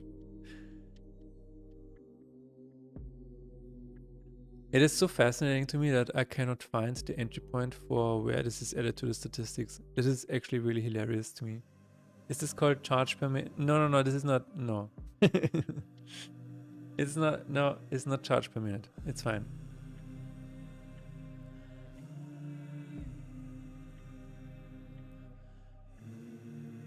Show material, no, that's not it. That is not it.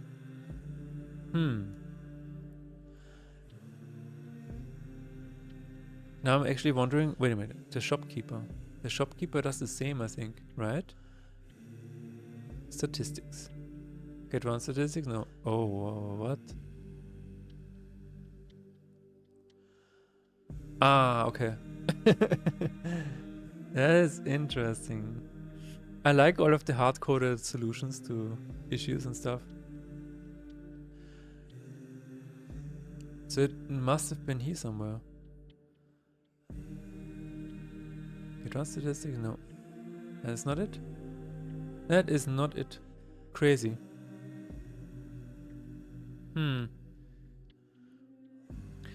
What about... Okay, wait a minute. I'm getting the statistics Lacoma, right? What about meta statistics find or add Lacoma? Can we just say... Something I felt smart about with sacrifice spaces was just unequipping Lagma on the single slot spell card, and then I'm not really losing much. Yes. I hate to do this, Marastrom. I really hate to do this. And the game, it's my fault. It's my fault, okay? You are very smart. It is my fault for not saying this in the game, and I will add it. But you actually get the Lacrima returned to your deck if you sacrifice a card. This is my fault. I have not added a description to this. But you're still very smart, okay? I will not I will not accept anything else. I just you know what, I will put this on my list right away. Sacrifice still does not say that Lacrima return to inventory. It says that when you sell a card in a shop. That makes sense. Yeah, it says it in a shop, but I have... Yeah. I have not added it to sacrifice, and now I feel super bad. Part of me was like, maybe I shouldn't have told him, but... I would rather be honest and say, but you are smart. You are very smart. You are one of the smartest people that I know. I'm not joking. Okay, find I like more by name. Find I like more.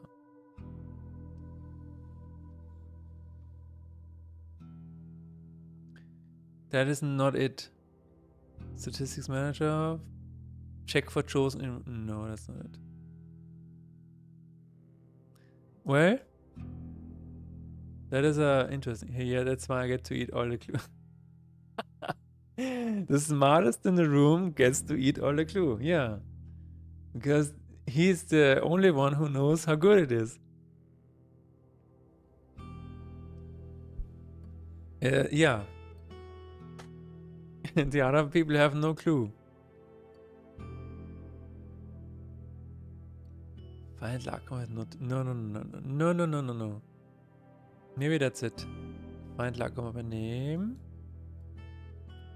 Card. Oh, save Lacoma users. No, that's not it. That's not it. Is that it? No, that's not it. That is really interesting. Find Lacoma by name. Statistics manager. Check for discovered Lacoma. Oh, that is it. I found it. In card rewards pop-up. Not in fight rewards pop-up. I was in the wrong file all the time. All this time. What is it here? Check cards for discovered Lacoma. Okay. Here it is. We can finally add it here. Can we?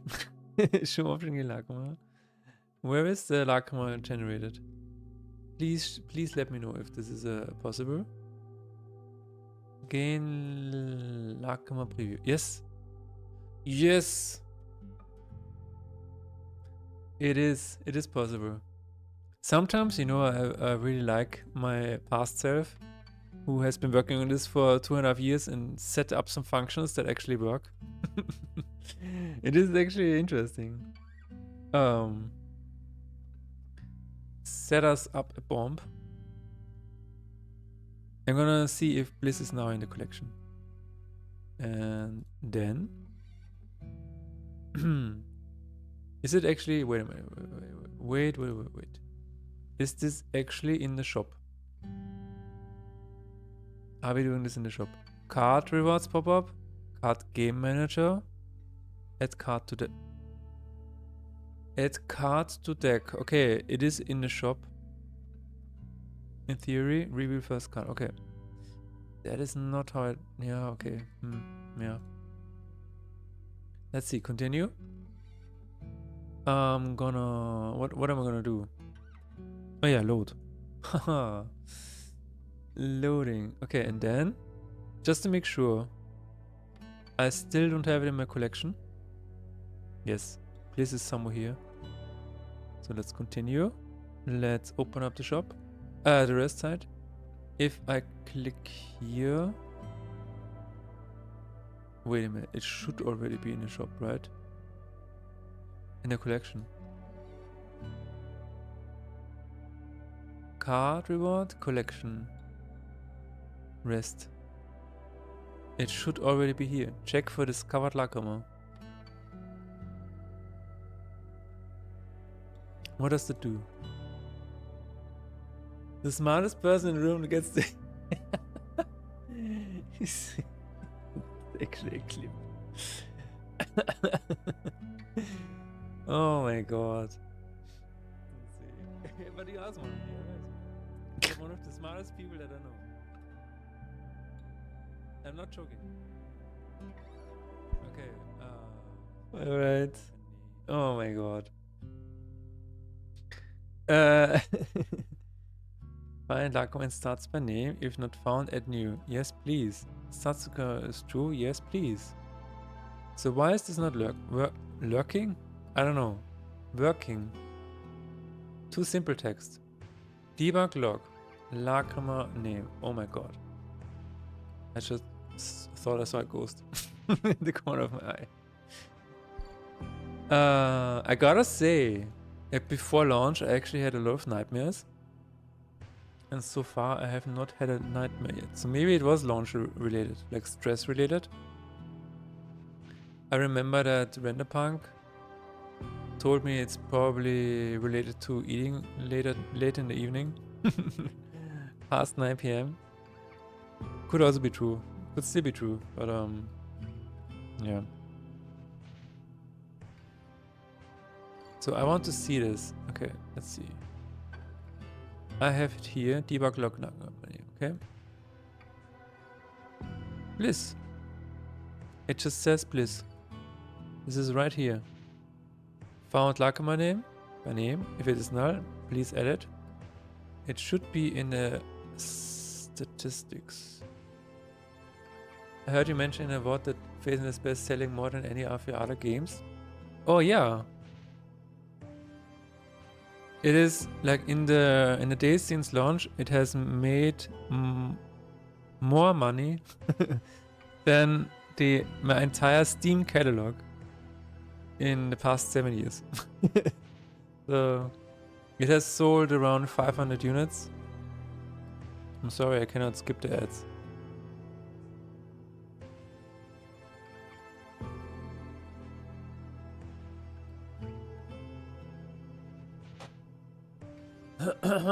But yeah. Do we have anybody? Oh, nice. Yeah, we can do that.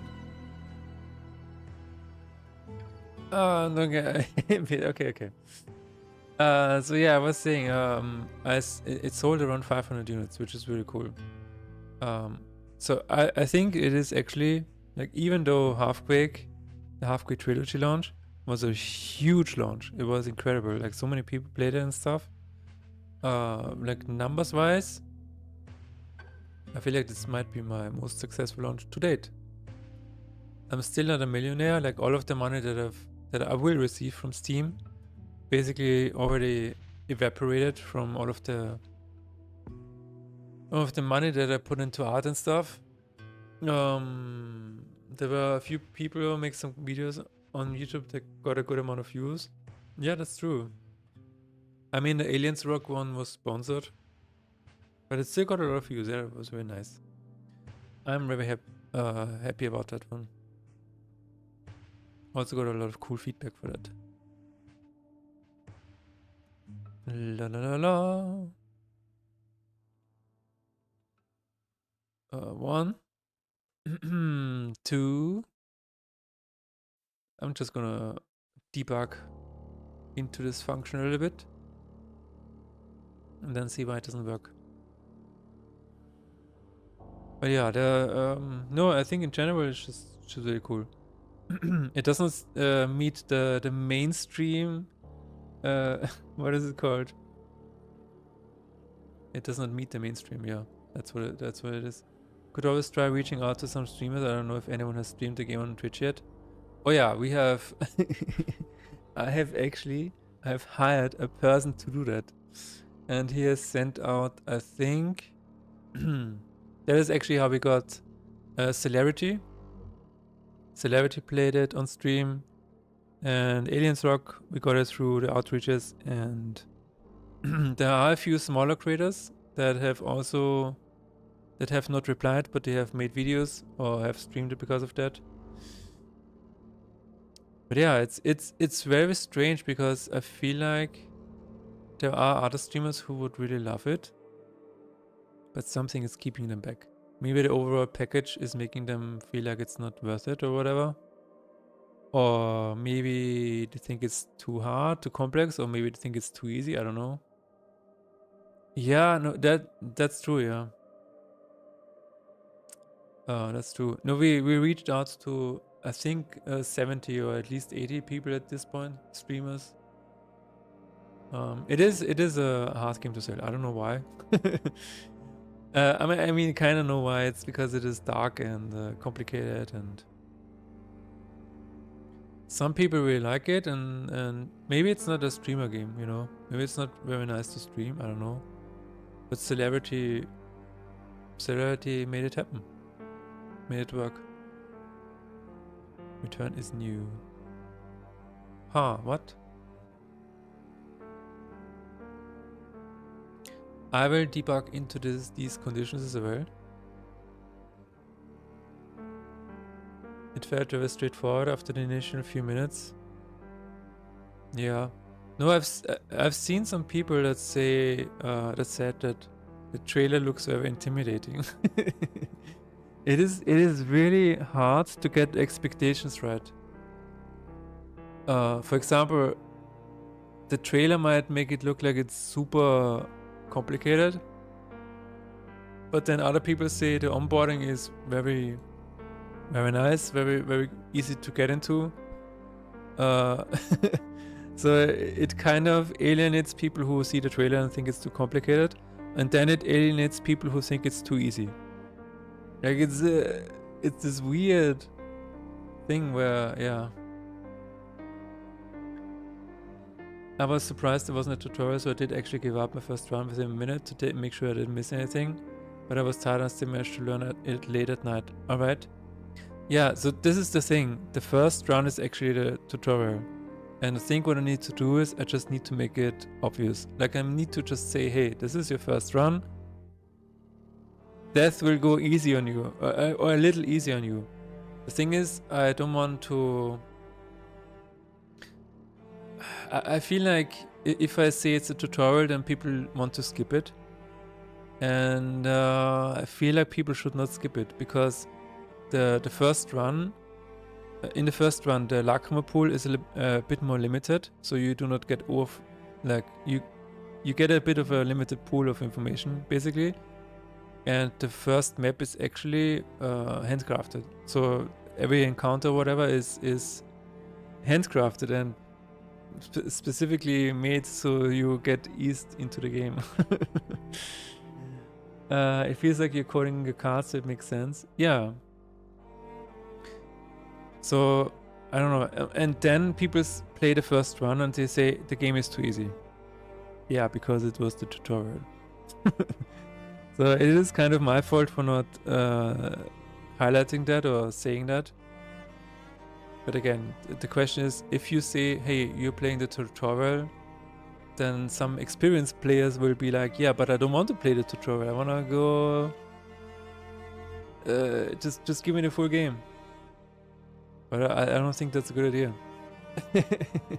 But yeah, maybe I can just put a sentence in the first run and say, hey, this is the first run.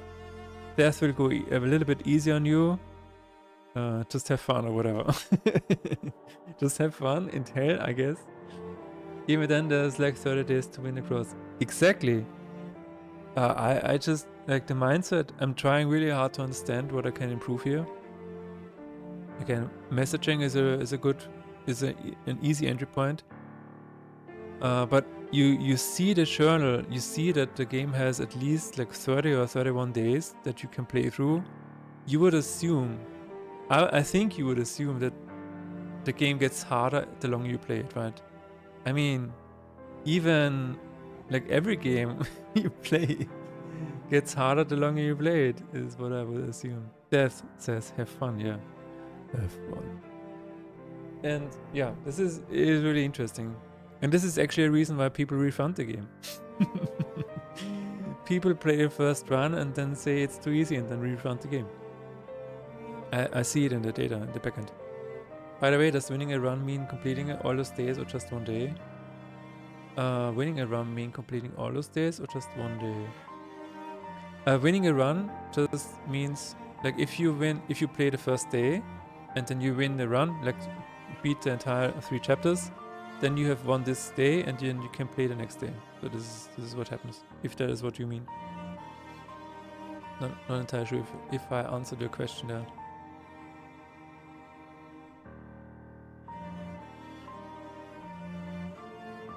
It is 1, 2, 2B, and 3. Okay, what? Oh.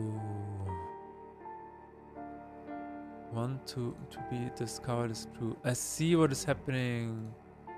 I need to save it. We need to save it. We need to save the princess.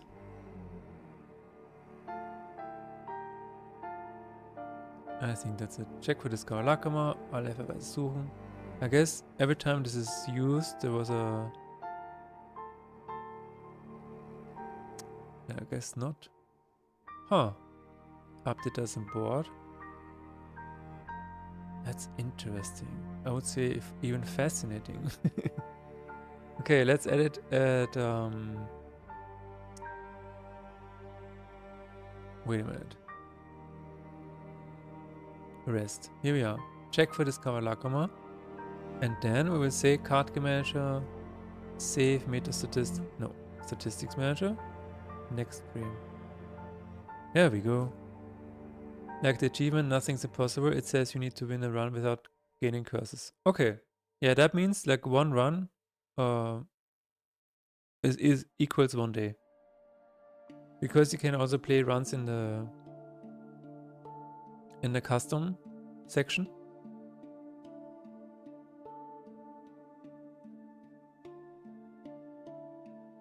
But that is actually, I mean, that is a good point. Maybe there is also a bit of a thing that I can improve. Where, I mean, this, honestly, this entire UI of the calendar can be improved with a little bit of a text here. But yeah. So this is a run and this is also counts as a run.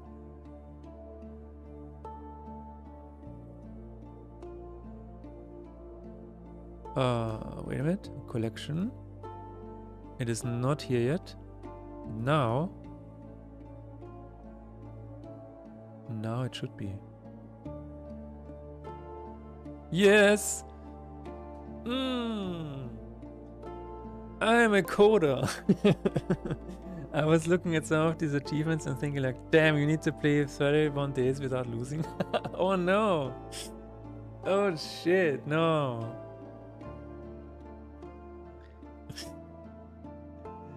Yeah, that I will make a note of this and maybe find a way to describe this. Maybe in the description here, something like that. Sword, hey, how is it going? Faith in the Spare sounds pretty difficult. Is it just 31 runs? The journal is 31 runs, yes. Day 1 is taking me like an hour and a half to play, so it was gonna be a longest game.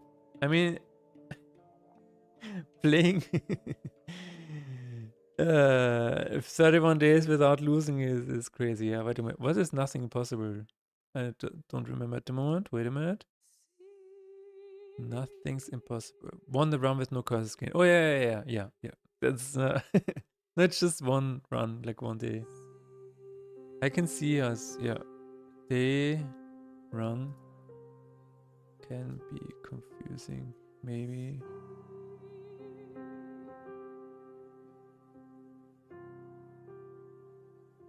I don't know. Or start run. I don't know.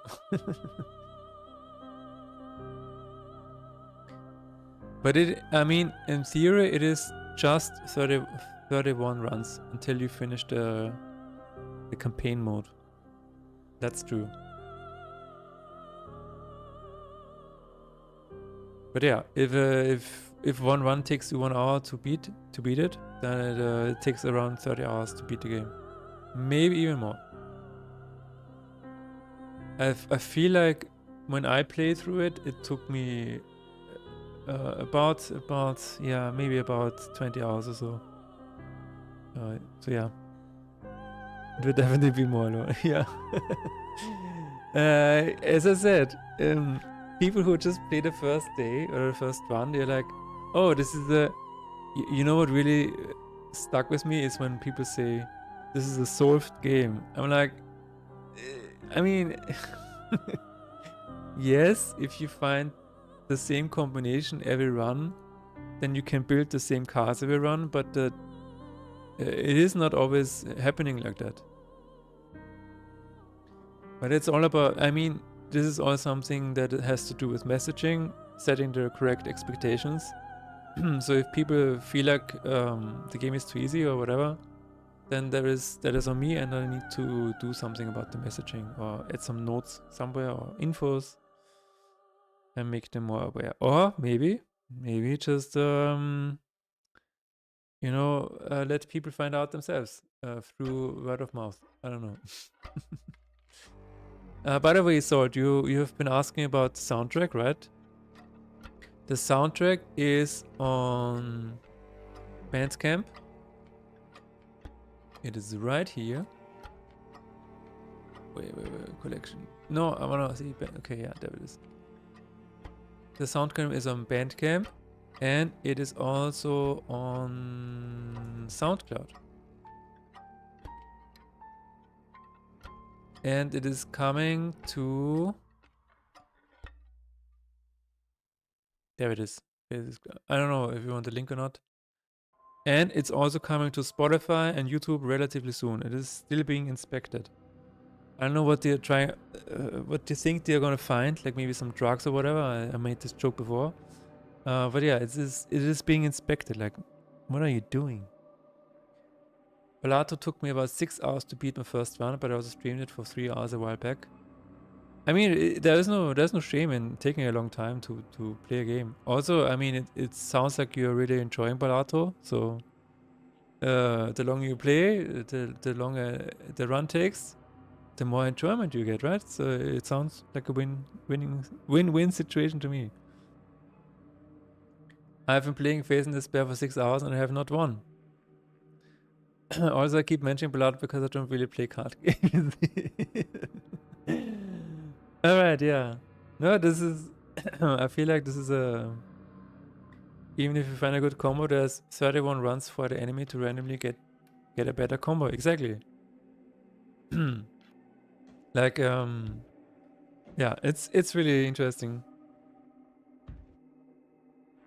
A part of me thinks like, what would have happened if I did not add the onboarding run, and I don't know. It's just then you would just alienate all of the other people who would like to try it out. Like for example, Maelstrom or whatever. I've seen people who just like the game, like the game's art, and they just wanted to test it out, and the onboarding I think helps. You know, it just helps. And if people find it too easy, then it's okay. And the game is not for them. That's fine. DJ Yemmers, how is it going? How is life? Did I skip my onboarding runs? Is the game up within a minute? Yes, you did. Oops. Yes, you did. But don't. It's okay. I mean, at this point, another reason why I kind of want to have an info there saying that okay, you're playing the info, the tutorial. But it's okay, Marla, because you've played already like what, 6 hours and several runs, so you're fine. You're learning by doing. Again, the onboarding run is really just the first chapter that is toned down a little bit. It is just really the first creatures the first enemies don't even have Lacrima in them. Just to let people see what the game is like. Everything is, and then after the first run, the entire Lacrima pool opens up. I am quite alive. Well, that's good to hear.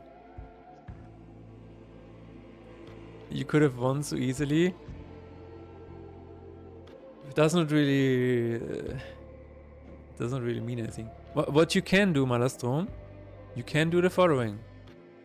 To get back into the tutorial, I will give you a tip. If you want to do that, you will just go to profiles. God damn it. You go to profiles over here, and then you select the second profile, and then you start a run, and then you're in the tutorial again. That is what you can do. Or you can also reset your profile. Like if you want to stay on the first one and just reset, that's also something that you can do. If you reset, then the first one will be a tutorial. And maybe that helps you.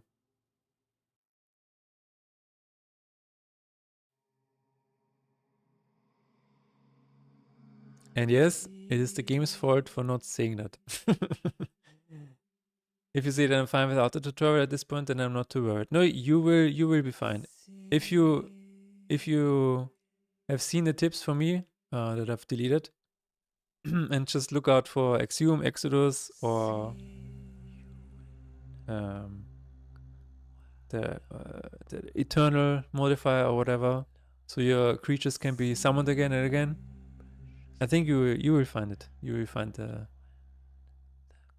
victory screen. See you in the dark, where nobody follows. Yeah. No, but I think you can do it. I believe in you, Maelstrom. And if you ever have any troubles, you can either ask me directly in Discord, or you can ask in the Face in Despair Discord.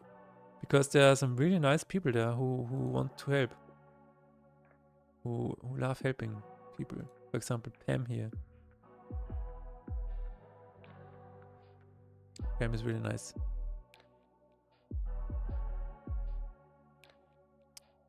Yeah, but I will fix that, guys. I will fix it. Don't worry about it. Alright. Give me the trainer so I can cheat 100% the game and then stick my head in the dirt and eat the clue. Exactly. No, you'll be fine, Master. You'll be fine. You can do it.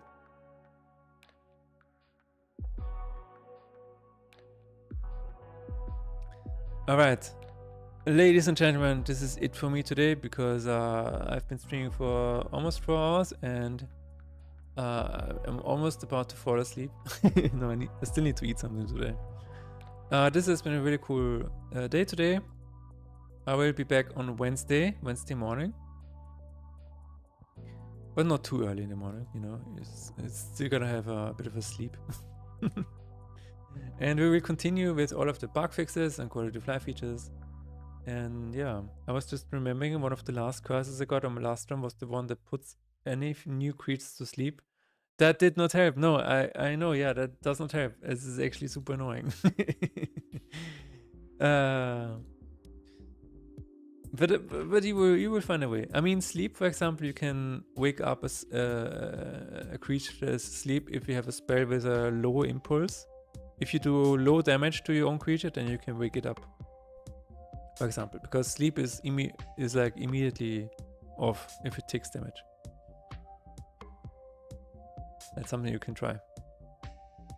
Alright, we are going to raid. Good talking with you, man. I'll have to pop in against some tunes. Gotta get back to work myself. Thank you very much, Maelstrom, for hanging out. It is always a pleasure having you. And one more shout out for my friend here. Shout out. Damn it.